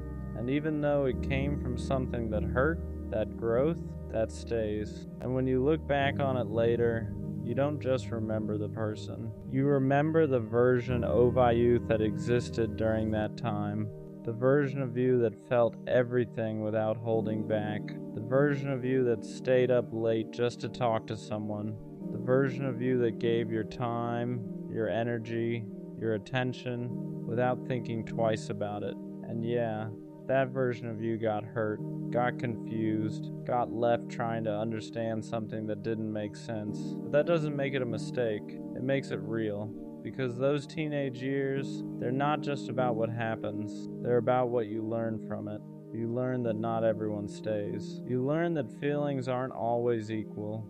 You learn that just because something feels real doesn't mean it's meant to last. But you also learn something more important than all of that. You learn how deeply you can care, how real you can be, how much you're capable of giving when you're fully invested in someone. And that's not something to regret, that's something to take with you. Because one day, you'll meet someone who matches that energy, someone who doesn't make you question it, someone who doesn't make you feel like you're too much or not enough. And when that happens, everything you went through back then will finally make sense. Because those teenage years didn't break you, they built you into someone who knows the difference between something that feels real and something that actually is. What about my feelings? It's crazy. I can show up for everyone, I can listen, support, stay up late talking them through their problems, be the one who holds everything together. But the second it's my turn, everything goes silent. Like my emotions suddenly don't matter as much. Like I'm supposed to be the strong one all the time. The one who can handle it. The one who never needs anything back. Everyone sees the protector, but no one sees the person breaking behind the sword. And somewhere along the way, I became that person too. The one who says, I'm fine, even when I'm not. The one who smiles even when something in me is falling apart. Not because I want to hide it, but because explaining myself feels like a burden. Because I'm scared that if I finally open up, people will think I'm too much. And maybe that's my fault. Maybe I taught everyone that I'm the one who never needs help, that I'm the one who always knows what to do, that I can hold all their weight without ever needing someone to carry mine. But the truth is, even the strong get tired. Even the ones who never complain still hope someone will look at them and say, "Are you okay? Really okay?" It hurts when the same people you've held up for years don't show up for you in the same way. Not because you want them to solve your problems, because you want to know your feelings matter too. Sometimes I don't want advice. Sometimes I don't need a solution. Sometimes I just want someone to sit with me and say, I get it, that sounds heavy. I'm here because my feelings are real, they're valid, and I'm finally learning that I don't need someone else to give me permission to feel them. I don't have to pretend to be unbreakable just because I've been the strong one for so long. The person who's there for everyone else deserves someone who will check on them too. Let this be a reminder for you, not tomorrow, not when things finally get better. Right now, you are a genuinely amazing human being, even if you don't feel like it lately. And I know maybe life hit you harder than you expected. Maybe someone you trusted dimmed your light. Maybe you slowly stopped recognizing yourself because you've been in survival mode for too long. But losing your spark doesn't mean it's gone forever. It just means you've been tired. You have so much potential in this world, and I don't say that lightly. There are qualities about you that that people would do anything to have. Your heart, your ability to care deeply, the way you keep showing up even when you feel empty, the way you keep going even when nobody claps for you. That strength alone says more about you than you realize. You deserve happiness, not the kind you have to chase endlessly, but the kind that feels calm. You deserve confidence, not arrogance, but confidence rooted in knowing who you are and what you bring to the table.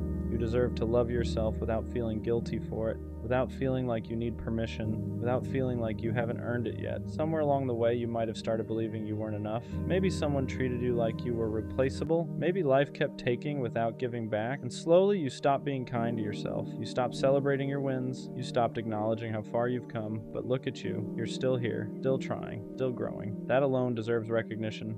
I need reminders like this too. We all do. Nobody walks through life feeling confident every single day. Nobody has it all figured out. The difference is learning to speak to yourself with the same compassion you give to everyone else. Learning to pause and say, I'm doing my best and that is enough for today. So if this showed up on your feed, take it as a sign. Take a breath. Think of one thing you're grateful for, one thing you like about yourself, one small win you had recently, even if it feels insignificant. Because nothing about your existence is insignificant. You matter more than you think. You bring something to this world that nobody else can replace. And even on days when you feel invisible, even on days when you doubt yourself, your presence still holds value. Don't forget that. Not today. Not ever. The worst combination you can be is a clingy person who also overthinks everything. Because your heart and your mind are never on the same team. Your heart just wants closeness. It wants to be next to them, wants to hold them, hug them, feel their presence, fall asleep next to them, talk about nothing, do everything together.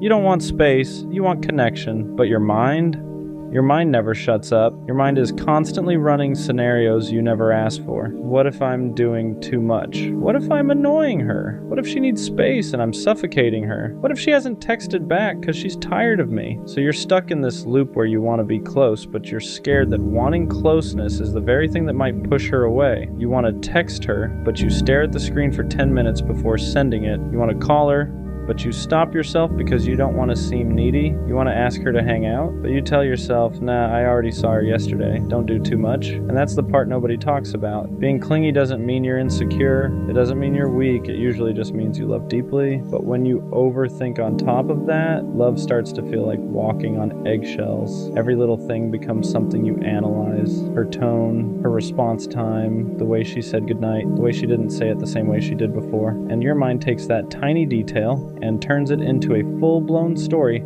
about how you're about to lose her, so you pull back. Not because you want to, but because you're scared. You start acting less like yourself. You become quieter. You stop being affectionate the way you naturally are. You stop saying what you feel in the moment. And the crazy part is, the thing you're afraid of becoming too much slowly turns into you becoming too little. You convince yourself distance is safer than vulnerability, that silence is better than risking rejection, that holding back is better than being honest. But here's the truth you need to hear. If she chose you knowing how you are, then you being yourself is not the problem. She didn't accidentally end up with you. She saw you. She learned you. She felt your energy, and she still stayed. Every thought in your head is not a fact.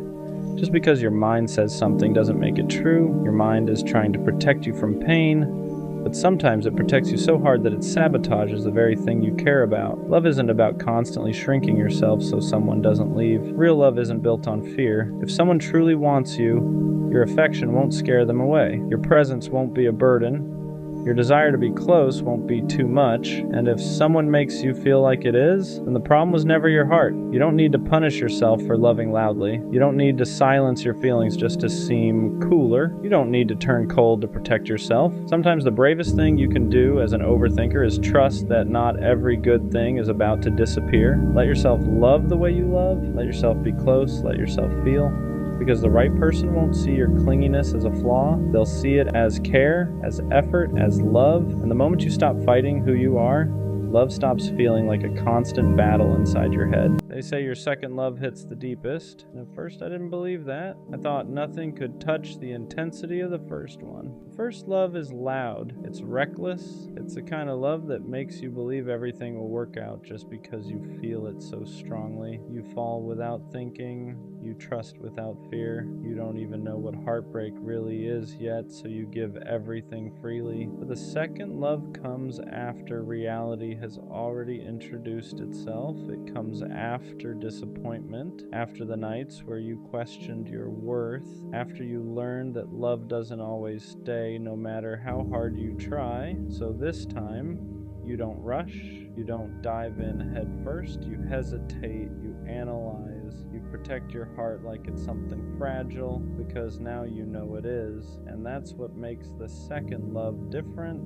You don't love blindly anymore, you love intentionally, you pay attention to effort, to consistency, to how someone treats you when it's inconvenient, not just when it's easy. You're still scared, but you're braver in a quieter way. You open up slowly, piece by piece, hoping you won't regret it again. And somehow, it still means more than you expected, because after being broken once, feeling safe again hits different. Feeling chosen without having to beg hits different. Being loved without chaos feels almost unfamiliar at first. You keep waiting for the catch. For the moment it all falls apart, but it doesn't, at least not right away. The second love isn't about butterflies in your stomach. It's about calm in your chest. It's about being understood without having to explain yourself over and over. It's about not feeling anxious when your phone is quiet. It's about knowing where you stand. It's about realizing that love doesn't have to hurt to be real. And even if the second love doesn't last forever, it leaves a different kind of mark. It teaches you what love is supposed to feel like. It shows you that you can love deeply without losing yourself, that you can stay soft without being naive, that healing doesn't mean closing your heart, it means choosing better. Your first love changes you, but your second love reminds you why you didn't give up on love in the first place. And that's why it hurts deeper, because this time you knew what you were risking and you loved anyway. What people don't tell you is that the second love doesn't just affect your heart, it reshapes the way you see everything. You're not the same person you were the first time you fell in love. You're more aware now, more cautious. You've seen how quickly things can change, how someone can promise forever and still walk away. So you love with your eyes open this time. You notice the small things, the tone shifts, the effort levels, the moments where silence says more than words ever could. You're not naive anymore, but you're not closed off either. And that's the dangerous balance, because part of you is still hopeful, still wanting to believe that this time will be different, that maybe this love will be the one that stays. And because you're loving with intention now, when it starts to slip, you feel it immediately. The second love hurts because you don't get blindsided. You see it coming. You sense the distance before it's spoken. You feel the warmth fade before it's gone. You recognize the patterns because you've lived them before, and yet you still stay longer than you should. Not because you're desperate, but because you understand love better now. You know relationships aren't perfect. You know people struggle. You try to be patient. You try to communicate. You try to fix instead of flee. That's what makes it cut deeper when it ends. Because you didn't love blindly. You loved consciously. You loved knowing the risk. The second love doesn't shatter you the way the first one does. It doesn't leave you confused about what went wrong. Instead, it leaves you quietly exhausted. You don't cry as loudly. You don't fall apart as dramatically. You just sit with this heavy realization that sometimes, even when you do things the right way, love can still end. And that's a different kind of pain. It's the pain of knowing you grew, healed, and tried again, and still didn't get the ending you hoped for. But it's also the pain that proves how strong you've become, because even after everything, you are still capable of opening your heart again. That matters more than you think. The second love stays with you in quieter ways, not as chaos, not as obsession, but as reflection. It makes you look at yourself differently, at the way you love, at the boundaries you set, at the parts of you that grew stronger and the parts that are still tender. You don't replay every moment wondering what you did wrong like the first time. Instead, you replay moments wondering how something that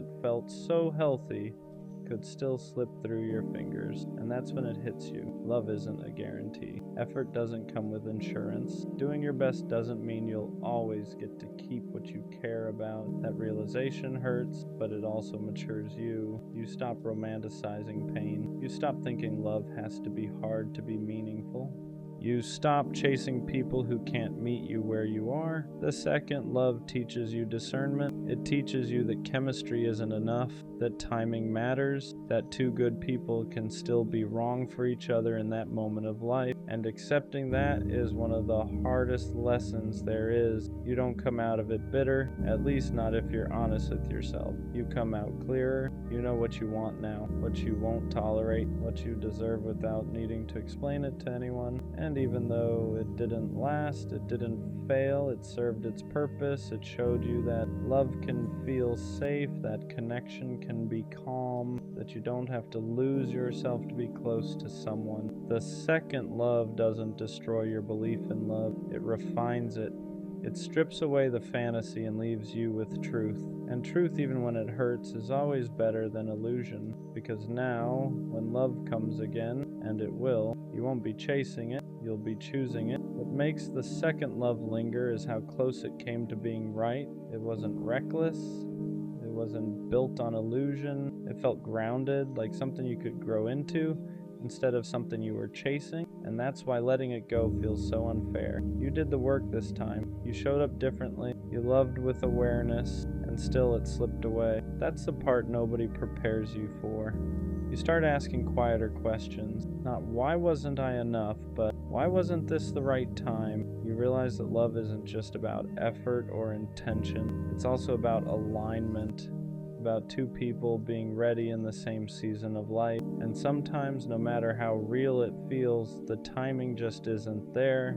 The second love teaches you that endings don't always come from betrayal or lack of care. Sometimes they come from growth pulling people in different directions. From life demanding things one person is ready to give and the other isn't yet. And that kind of ending hurts because there's no villain to blame. You don't leave angry, you leave understanding, and that understanding weighs heavy. But here's the quiet truth. The second love doesn't close your heart, it strengthens it. It proves you're capable of loving again without losing yourself. It shows you that healing worked, that you didn't harden, that you didn't shut down. You took the risk again, knowing how badly it could hurt, and that courage matters because love isn't measured by how long it lasts. It's measured by how honestly it's given, and the second love is often the most honest version of you. Not perfect, not fearless, but real, and that's something no ending can take away. The second love changes how you carry yourself afterward. You don't walk away shattered, but you don't walk away untouched either. There's a quiet shift in you. You become softer in some places, stronger in others. You learn how to sit with loss without letting it turn into bitterness, and that balance takes time. You notice how you move differently now. You're slower to give access to your heart, but not closed. You're more honest about what you need, even if it risks someone leaving. You no longer stay silent just to keep the peace, because the second love taught you that losing yourself slowly is worse than losing someone quickly. You also learn that closure doesn't always come from a conversation. Sometimes it comes from acceptance, from realizing that you gave what you could with what you knew at the time, that both of you tried in the ways you knew how, and that an ending doesn't erase the good that existed. The memories don't hurt the same way anymore. They don't stab, they ache. And even that ache becomes familiar, manageable. It reminds you that you once felt safe with someone, and that means you can feel that way again. Maybe not with them, but with someone else,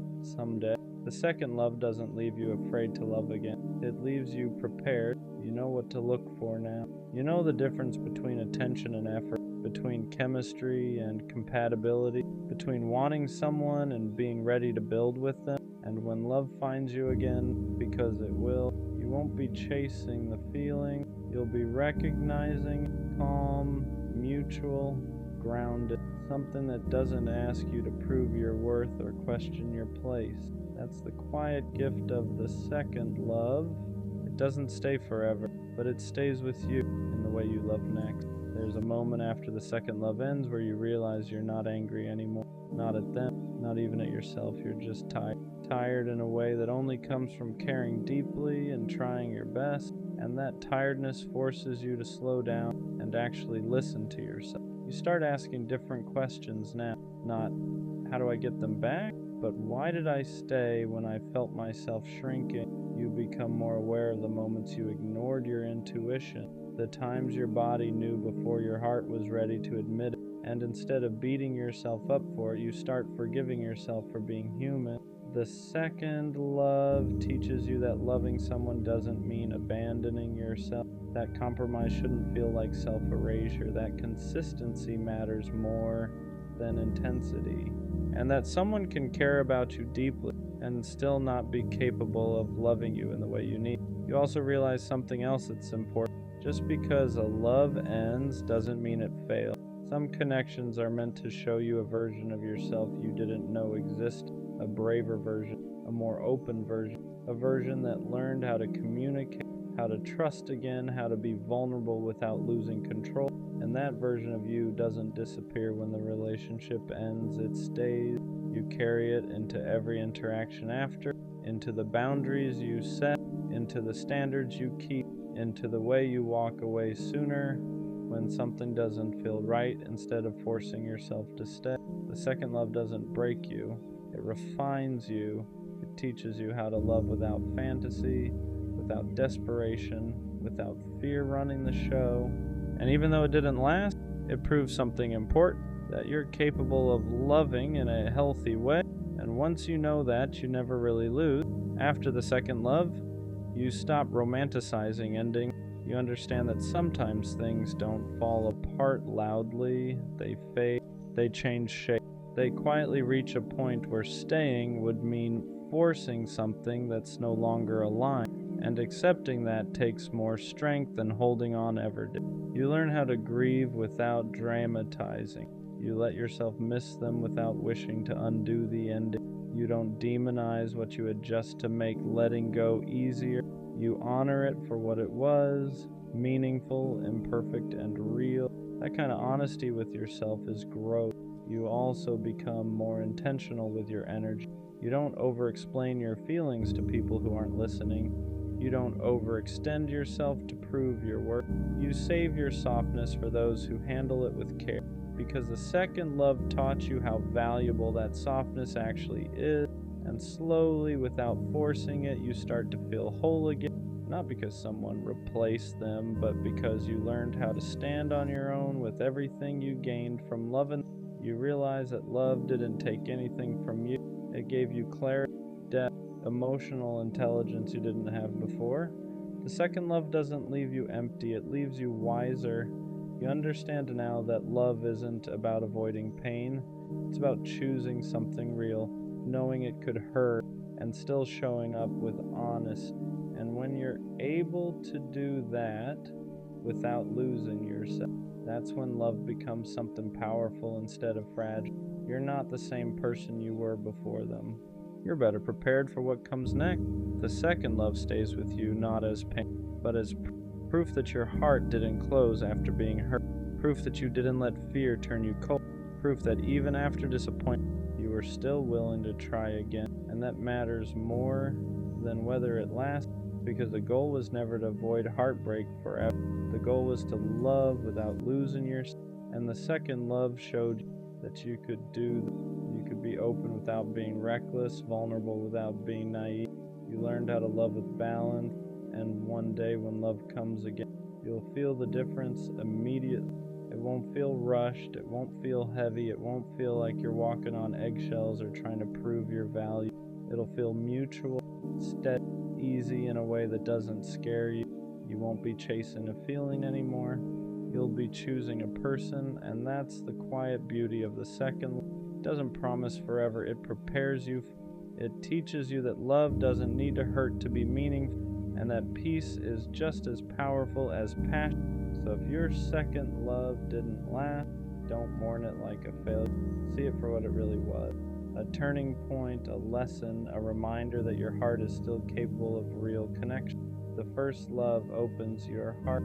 The second love teaches it how to stay open. And whatever comes next, you'll be ready for. It's strange how people don't really care about how you're feeling until you start acting different. You can be struggling quietly for weeks, even months, and nobody notices. You still show up, you still smile, you still say, "I'm good," even when you're not. You laugh at jokes you don't even hear. You hold conversations while your mind is somewhere else entirely. You keep being the strong one, the chill one, the reliable one everyone counts on. And that becomes your role. The person who's always fine, always understanding, always there. But the moment your energy shifts, the moment you take longer to reply, the moment you stop forcing yourself to show up the same way, now suddenly everyone notices. What's wrong? Why are you acting different? But let's be honest. They're not asking because they care. They're asking because you stopped being convenient, because you stopped playing the part they were comfortable with. What hurts the most is knowing you were hoping someone would notice before it got to that point, before you had to pull back, before you had to protect yourself, but they didn't, because most people don't listen to silence. They only react to distance. They don't see you drowning when you're still smiling. They only care once you stop swimming for them. And that's when you realize the truth. People don't miss you when you're struggling. They miss you when your absence disrupts their life. So don't feel guilty for pulling back. Don't apologize for choosing peace. You're not cold. You're not acting funny. You're just tired. Tired of being the one who checks in. Tired of being strong for everyone else. Tired of people only noticing your worth once you stop giving them access to it. Let go of the people who only want the best parts of you. I don't care how corny it sounds. I'll never stop being a lover boy. Not until I get the kind of love I've always imagined. The kind where there is no one else, no distractions, no half interest. Just one person in a world that feels smaller because of it. I want that kind of love where it doesn't wander, where nobody else even registers, where loving them feels natural, not forced. The kind of love that feels cinematic without trying. Just two people driving nowhere, standing in open fields, traveling for no reason other than wanting to be together. The kind of love you don't just feel in your chest, you feel it in your soul, hot, intense, alive. And I don't understand how people walk around acting indifferent to that. Love is something casual, like it doesn't matter, because love is everything. Sharing the world with someone, learning their habits, knowing their moods, understanding them in ways nobody else does. Going from strangers to someone you can't imagine life without, there's nothing like it. And yeah, love comes with risk, heartbreak, loss, pain, but I'm here for all of it, because if that's the price of loving deeply, I'll pay it. I'll take the heartbreak, I'll take the uncertainty, I'll take the risk. The lover boy in me isn't dying. It can't. What makes it hard sometimes isn't loving deeply. It's loving deeply in a world that pretends not to care. People act like being attached is embarrassing, like wanting someone fully is something you should hide. They call it nonchalant. They call it cool. They call it protecting yourself. But to me, it just feels empty. I don't want love that's casual. I don't want half interest. I don't want to act like I wouldn't be crushed if I lost someone I care about. I want to feel it. I want the kind of love where my heart is all the way in. No exits, no backups, no pretending. And yeah, that makes me vulnerable. It means I get hurt easier. It means I feel things more intensely, but I'd rather feel everything than live numb just to look unbothered, because loving deeply isn't weakness, it's courage. It takes guts to say I want you fully. I'm choosing you. I'm not scared to care. And maybe that's why it feels lonely sometimes, because not everyone is built to love like that. But I am. And I'm not gonna dull that part of me just to fit into a world that treats love like it's optional. Loving this way hurts more because you don't do it halfway. You don't keep one foot out the door. You don't love with conditions. You don't calculate how much to give. When you fall completely. And that means when things don't work out, it hits harder. You don't just lose a person, you lose the future you already imagined, the places you pictured going together, the version of yourself that only existed with them. People say, I don't get your hopes up, protect your care less, but that's never been you. You don't know how to want someone quietly, you don't know how to love without meaning it, and you don't want to learn Because even when it hurts, loving deeply still feels better than pretending you don't care. Yeah, heartbreak changes you. It slows you down, makes you cautious for a while, but it never kills that part of you that believes in something more. And that's the difference. Some people close their hearts after pain. Others keep theirs open, not because they're naive, but because they refuse to let disappointment turn them cold. You don't love deeply because it's easy. You love deeply because that's who you are. And even when it costs you, you'd rather feel everything than live a life that feels empty. The truth is, you already know how this can end. You know love can break you. You know it can leave scars. You know it can take pieces you don't get back, and still you choose it. Not because you're reckless, not because you're desperate, but because a life without love feels smaller than a life with heartbreak. You're not chasing perfection, you're chasing connection. The kind that makes the world feel louder and quieter at the same time. The kind that turns ordinary moments into memories. The kind that makes you feel seen in ways words can't explain. People say love like that is unrealistic, that it only exists in movies or stories, but you've felt glimpses of it, enough to know it's real, and once you've felt that, you can't pretend you don't want it anymore. So yeah, you risk it again, you open your heart again, you believe again, not because you forgot the pain, but because you decided it wasn't stronger than your capacity to love. Being a lover boy doesn't mean you ignore reality, it means you face it and still choose love anyway. When you say you want that kind of love, you're not talking about perfection, you're not chasing fantasy or some unrealistic fairy tale ending, you're talking about presence, the kind of love where you don't feel alone even when you're silent, where being together feels natural, not forced, where effort doesn't feel like work. Is waking up and knowing there's one person in the world who chooses you without hesitation, not because they have to, but because they want to. It's traveling with no plan and still feeling grounded, standing in open spaces and realizing the world feels fuller just because they're next to you. It's loyalty without fear, commitment without control, love that feels intense but never unsafe. That's the kind of love you want. Not obsession, not possession, connection. The kind where you don't question intentions, you don't wonder where you stand, you don't compete with distractions, you're just there, fully, openly chosen, and wanting that doesn't make you unrealistic, it makes you honest. Because once you know how deeply you can love, you stop settling for anything that asks you to dim that fire. Waiting doesn't scare you, settling does. You've seen what happens when people accept less than what they feel. They grow distant, they grow quiet, they start convincing themselves that good enough is enough, and you don't want that. You don't want a love that feels convenient. You don't want someone who chooses you only when it's easy. You want someone who stays when it's real, when it's messy, when it requires effort. So you wait, not because you think you're better than anyone, but because you know yourself. You know how deeply you love, you know how much you give, and you know what happens when that kind of heart ends up in the wrong hands. You'd rather be alone than feel lonely next to someone who doesn't meet you where you stand. And yeah, some days it gets heavy, watching people pair off, watching others settle into relationships that look fine on the surface, but deep down, you're not jealous.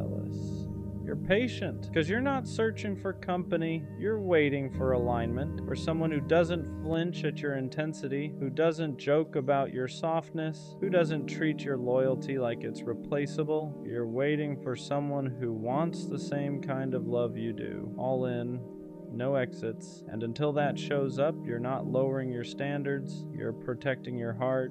If it ever happens, when someone finally matches your energy, you'll feel the difference immediately. Not fireworks, not chaos, not anxiety disguised as excitement, clarity. You won't question where you stand. You won't wonder if you're asking for too much. You won't feel like you're loving harder than you're being loved. It'll feel mutual in a way you're not used to. They won't flinch at your intensity. They won't joke about you caring too much. They won't act overwhelmed by the way you love. They'll meet it. Your effort won't scare them. It'll reassure them. Your loyalty won't feel rare. It'll feel natural. And the craziest part, you won't feel like you're chasing anything. No convincing. no proving, no waiting for them to catch up emotionally. They'll already be there, and suddenly all that waiting makes sense. All the times you didn't settle, all the times you walked away, all the times you chose being alone over being half loved. You'll realize you weren't asking for too much, you were just asking the wrong people. When someone finally loves you the way you've always loved others, it won't feel overwhelming. It'll feel right. At the end of everything, after the waiting, the heartbreak, the disappointment, the almost, one thing never leaves: your capacity to love. You don't lose it, even when people try to convince you that you should, even when the world rewards detachment, even when acting unbothered looks easier, even when caring deeply costs you more than you expected, because loving fully was never a phase for you. It's part of who you are. You were built to feel things deeply, to choose one person and mean it, to love in a way that's intentional, loyal, and complete. And yeah, that makes you vulnerable, but it also makes you real. The lover boy in you survives every heartbreak, not because you forget the pain, but because you decide it's not stronger than your heart. You don't regret loving, you don't regret believing, you don't regret wanting something rare, because one day someone will meet you in that same place.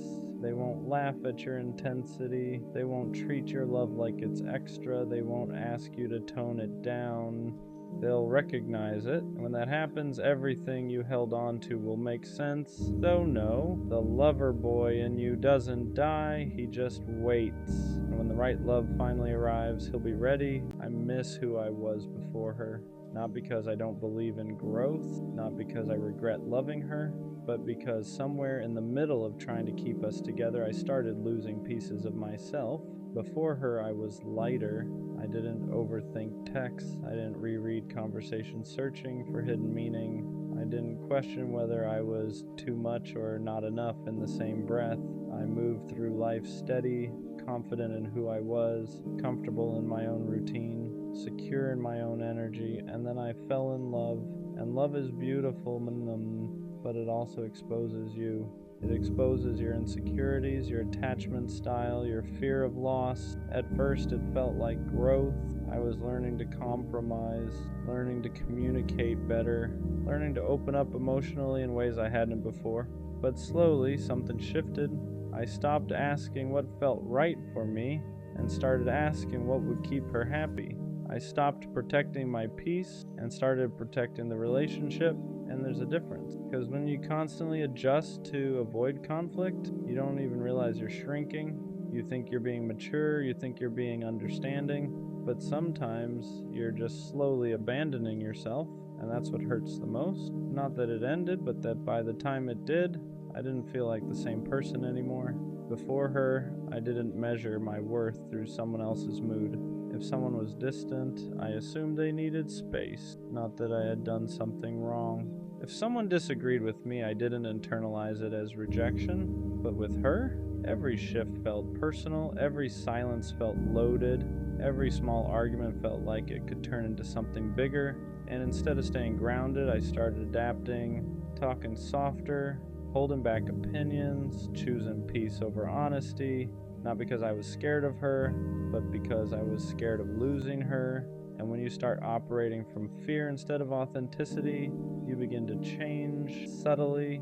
You become more careful than confident, more reactive than relaxed, more focused on maintaining connection than maintaining identity. I remember catching myself one day thinking, I wouldn't have reacted like this before. And that realization hit, because love shouldn't erase you. It should expand you, but I wasn't expanding, I was adjusting constantly, and the version of me that used to move freely was slowly becoming calculated, and I miss that freedom. I miss my peace, the kind of peace where I didn't wake up wondering how the day would feel emotionally, the kind where my phone didn't control my mood, the kind where silence wasn't threatening. Before her, I enjoyed my solitude. After her, I feared it, because I had trained myself to associate connection with validation. If we were good, I felt secure. If we were off, I felt unsettled, and that emotional dependency crept in quietly.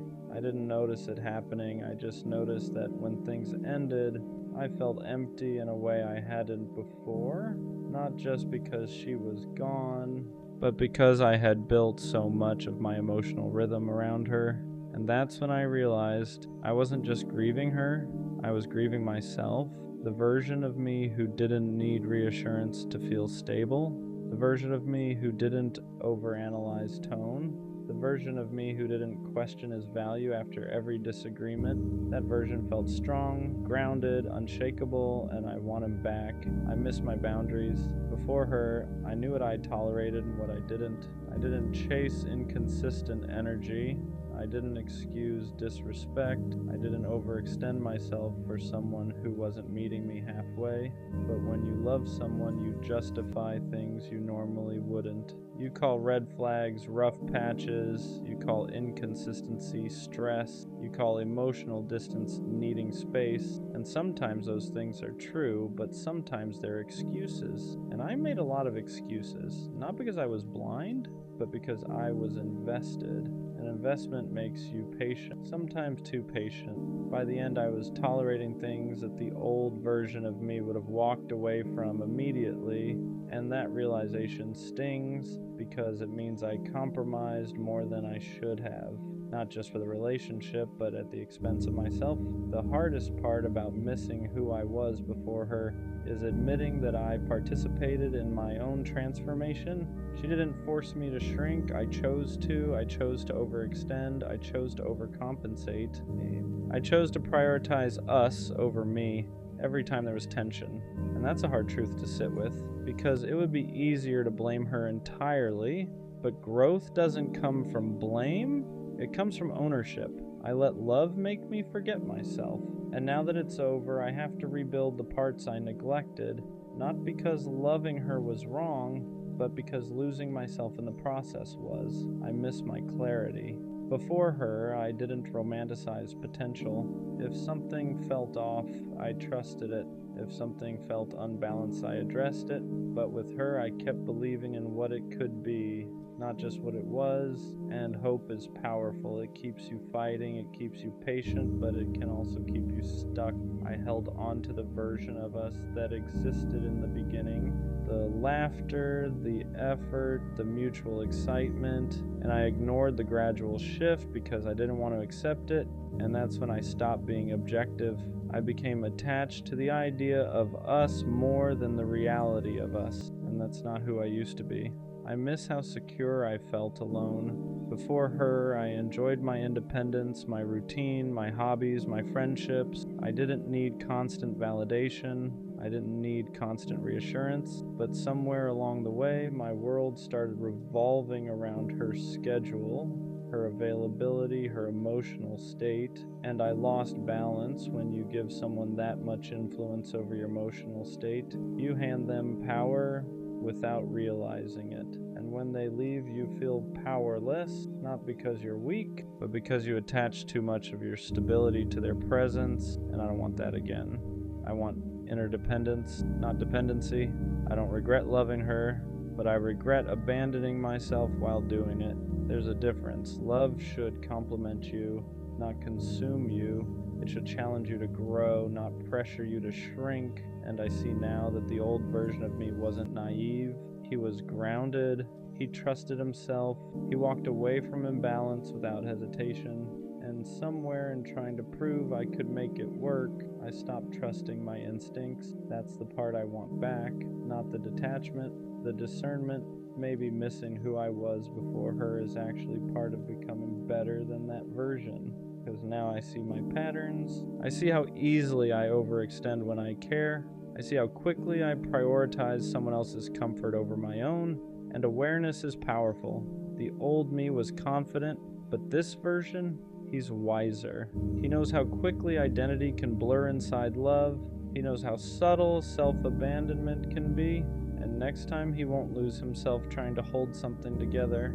I miss who I was before her. But maybe I'm not supposed to go back. Maybe I'm supposed to rebuild stronger, more self-aware, more balanced. I don't want the version of me who never loved deeply. I want the version who loves deeply without disappearing.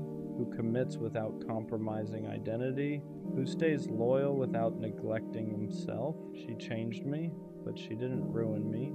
If anything, she exposed where I needed boundaries, where I needed balance, where I needed to remember who I am outside of a relationship, and I will get back to that version, not the one before her, the one after her, but wiser, stronger, and impossible to lose again. I didn't walk into this guarded, I didn't play games, I didn't keep one foot out the door.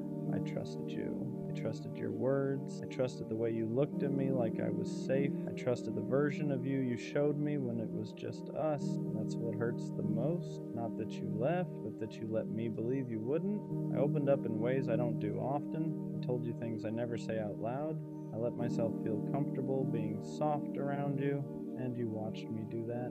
You knew how much it meant. You knew how careful I was with my heart, and you still broke it. Not all at once, not dramatically, slowly. You pulled back without explanation. You changed without warning. You stopped choosing me, but kept me close enough to not fully let go. And I stayed longer than I should have because I believed in the version of you I first met. That's on me. I ignored the signs, I excused the distance. I told myself you were just overwhelmed, just busy, just figuring things out. But the truth is, you were figuring out life without me, and I was still holding space for you, like you were coming back. What really broke me wasn't losing you. It was realizing I trusted someone who didn't protect my heart the way I protected theirs. You didn't just hurt me, you changed how I trust. Now I question things I never used to. I hesitate where I used to be open. I hold back where I used to give freely, not because I'm bitter, but because I learned the hard way that not everyone deserves access to me. I don't regret loving you. I regret trusting you with something you weren't ready to hold, and that's the part I'm still healing from. Not the heartbreak, but the betrayal of believing you were different. What messed me up the most was how easy it was for you, how easily you switched up, how quickly I became optional, how natural it felt for you to move on like nothing happened. Meanwhile, I was still trying to understand when things changed. I kept replaying conversations, looking for the moment where I messed it up, where I said too much, where I trusted too fast, because that's what you do when someone breaks your heart quietly. You don't get closure, you get questions. And the hardest one is always the same. How could you do this after everything I trusted you with? You knew my past. You knew how careful I was. You knew how long it took me to open up again. And instead of protecting that, you treated it like something temporary. Like something you could step into and walk away from without consequences. I wasn't perfect, but I was honest. I didn't hide how I felt. I didn't pretend. I didn't keep you guessing. And that's why it hurt deeper. Because I didn't lose you to dishonesty. I lost you to indifference, to the realization that I mattered more to myself than I ever did to you. And that's a hard thing to swallow when you trusted someone with your heart. After you broke my heart, it didn't just hurt, it rewired me. I didn't notice it right away. At first it was just silence, just heaviness, just missing you more than I wanted to admit. But then it showed up in how I loved. I stopped being as open, stopped saying things the moment I felt them, stopped assuming good intentions, not because I wanted to, but because trust didn't feel safe anymore. Before you, I believed if I was honest, I'd be met with honesty. If I was loyal, I'd be protected. If I trusted someone, they'd respect that. You broke that belief. Now every connection comes with hesitation. Every feeling comes with a pause. Every time someone gets close, a part of me wonders how long before they leave too. And that's the part that hurts quietly. You didn't just walk away. You made me doubt the version of myself that loved without fear. I catch myself holding back even when I don't want to. I catch myself preparing for loss before anything even begins, because trusting you taught me how much it costs when it goes wrong, and I hate that. I hate that your actions made softness feel like a liability, that honesty now feels risky, that love feels like something I have to guard instead of give. I'm not colder, I'm not heartless, I'm just more careful with a heart you proved can be broken even when it's given genuinely, and that's something I'm still learning how to undo. The anger didn't come right away. At first I blamed myself. We're trusting too fast, we're believing too much, we're not seeing it sooner. But anger shows up when the fog finally clears. When you realize you didn't ask for too much, you just asked the wrong person. I wasn't wrong for trusting you. I wasn't weak for opening up. I wasn't naive for believing your words. You just didn't deserve the level of honesty I gave you. And that truth stings, because it means the pain wasn't a lesson about loving better. It was a lesson about choosing better. You knew what you were doing. You knew how much I cared. You knew how much trust cost me. And you still chose yourself without considering the damage. That's where the anger lives, not in hatred, but in clarity, in the realization that I gave real effort to someone who treated it casually, that I showed up while you slowly checked out, that I protected your feelings while you ignored mine. And I don't hate you for leaving. I'm angry because you stayed long enough to earn my trust and left like it never mattered. That kind of hurt doesn't make you loud. It makes you precise. It teaches you that love without accountability isn't love at all. And from that point on, I stopped questioning my worth and started questioning why I ever doubted it. At some point, I stopped waiting for closure from you. Not because I got answers, but because I realized I wasn't going to. You never explained yourself, never owned the hurt, never acknowledged what it cost me to trust you, and for a while that ate at me. I wanted you to see it, to understand what you broke, to say something that made it make sense. But silence was the answer, not the one I wanted, the one I needed, because it showed me that the kind of closure I was looking for was never coming from you. So I had to give it to myself. I had to accept that some people don't leave loudly. They leave by slowly caring less and letting you figure it out alone. I had to accept that trusting you wasn't the mistake, expecting accountability from you was, and that acceptance was heavier than anger ever was, because it meant letting go without resolution, without apologies, without the comfort of being understood, just truth, the truth that I loved honestly, the truth that I trusted genuinely, the truth that you didn't meet me there. And as painful as that is, it also freed me, because I stopped replaying the past trying to fix something that was never mine to fix. I stopped waiting for you to validate my pain. I didn't need your explanation to know I was hurt. I didn't need your apology to know I deserved better. Sometimes closure isn't a conversation. Sometimes it's the moment you stop giving someone access to a heart they already proved they wouldn't protect. After everything fell apart, the hardest thing wasn't trusting someone new. It was trusting myself again, trusting that my instincts weren't broken, trusting that my heart wasn't a liability, trusting that loving you didn't mean there was something wrong with me. Because when someone breaks your heart like that, you don't just lose them, you lose confidence in your judgment. You start second-guessing everything. Was I blind? Was I too much? Did I imagine the connection? And for a while I believed the problem had to be me. But slowly that started to change. I realized something important. I didn't ignore red flags. There weren't clear ones at the beginning. You showed up. You said the right things. You made me feel safe enough to trust. That wasn't stupidity. That was honesty. So instead of punishing myself for believing in you, I started respecting myself for how genuine I was. I stopped calling my openness a mistake, stopped treating my softness like a flaw, stopped blaming myself for someone else's inability to show up. Rebuilding trust meant accepting this truth. I didn't fail myself by trusting you. I honored who I am. And that matters, because if I harden completely, if I shut down every part of me that still wants connection, then the heartbreak wins twice. So I'm learning balance. I don't rush trust anymore, but I don't deny it either. I don't hand my heart over blindly, but I don't lock it away. I listen to myself now, to discomfort, to patterns, to silence that says more than words ever did. Trust isn't gone, it's just more intentional. And this time, the first person I trust is me. Missing you doesn't mean I want you back. That took me a while to understand, because grief doesn't disappear just because you know someone wasn't right for you. Longing doesn't mean regret, and sadness doesn't cancel clarity. I miss the version of you I thought was real. I miss the safety I felt before things changed. I miss how easy it was before trust turned into doubt, but I don't miss the anxiety. I don't miss questioning where I stood. I don't miss feeling like I cared more. And that's the difference. If I wanted you back, I'd still be making excuses for you. I'd still be minimizing the hurt. I'd still be hoping you'd come back different, but I'm not. I just haven't rushed myself through the grief. Because when you trust someone deeply, losing them isn't just losing a person, it's losing a future you believed in. And that takes time to let go of. Some days I'm fine. Some days a memory hits out of nowhere.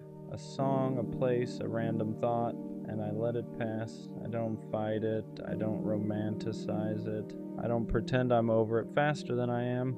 Healing isn't about erasing what mattered. It's about accepting that something can matter and still not belong in your life anymore. So, yeah, I miss you sometimes, but missing you doesn't mean I forgot why I walked away. Heartbreak taught me patience in a way nothing else ever did. Not patience with people, patience with myself. I learned that healing isn't something you rush just to prove you're okay. It's not about jumping into something new to replace what you lost. It's not about pretending it didn't hurt, because it did, and pretending only buries it deeper. I stopped forcing myself to move on other people's timelines. Stopped letting anyone tell me I should be over it by now. You don't rush the healing of something you trusted. You let it take the time it takes. Some days I feel strong, other days I feel fragile for no reason, and instead of judging that, I let it exist, because every emotion I avoid just shows up later heavier. Patience taught me this. You don't heal by replacing someone, you heal by understanding why losing them hurt the way it did. I trusted you. That wasn't small, that wasn't casual, so yeah. It takes time to rebuild the parts of me that believed safety could be permanent, but I'd rather heal slowly and honestly than rush into numbness and call it strength. I'm not behind, I'm not weak, I'm not stuck. I'm just respecting the fact that real trust doesn't break quietly, and it doesn't heal quickly either, and that's okay. Forgiveness didn't come in the way people talk about it. I didn't wake up one day suddenly okay with what you did. I didn't excuse it. I didn't rewrite the story to make it hurt less. What I had to forgive was myself, for trusting you, for believing your words, for opening my heart when I knew how badly it could go wrong. For a long time, I was harder on myself than I ever was on you. I kept thinking I should have known better. I should have seen it coming. I should have protected myself more. But that thinking only added another layer of pain, because loving honestly was never the mistake. I didn't betray myself by trusting you. I honored who I am. I showed up real. I was present. I was vulnerable in a world that tells people not to be. And yeah, that made the heartbreak deeper. But it also means nothing about my love was fake. Forgiving myself meant accepting this. I didn't lose because I trusted. I lost because someone couldn't meet me at the level I was willing to give. And that's not something I need to punish myself for. So I stopped replaying the past, looking for a version of me that could have avoided the hurt. There wasn't one. Sometimes pain isn't a warning you missed. Sometimes it's just the cost of being genuine with the wrong person. And once I understood that, the shame started to loosen its grip. I could carry the memory without carrying the blame. Trusting you taught me something I never wanted to learn this way. That love can be real and still not last. That intentions can be genuine and still fall apart. That opening your heart doesn't guarantee someone will protect it, but it also taught me something else, something important. I learned that the way I love isn't the problem. I didn't lose myself by trusting you. I didn't fail because I believed in us. I didn't weaken myself by being honest. I showed up as who I am. And that matters. You broke my heart, but you didn't break my ability to love. You shook my trust, but you didn't erase my values. You hurt me, but you didn't define me. What you really did was show me the difference between someone who feels safe and someone who actually is, between words and consistency, between effort and presence, between connection and commitment. I won't forget you, not because I want you back, but because you were a chapter that taught me how deeply I can feel. And next time, I won't give that depth to someone who treats it casually. I'll trust again, just not blindly. I'll love again, just not at the cost of myself. You didn't ruin love for me. You clarified it, And even though the heartbreak hurt, I walk away knowing this. I was real. I was honest. I was brave enough to trust. And one day someone will meet that trust care it deserves. Until then, I carry the lesson, not the wound. That's where this ends.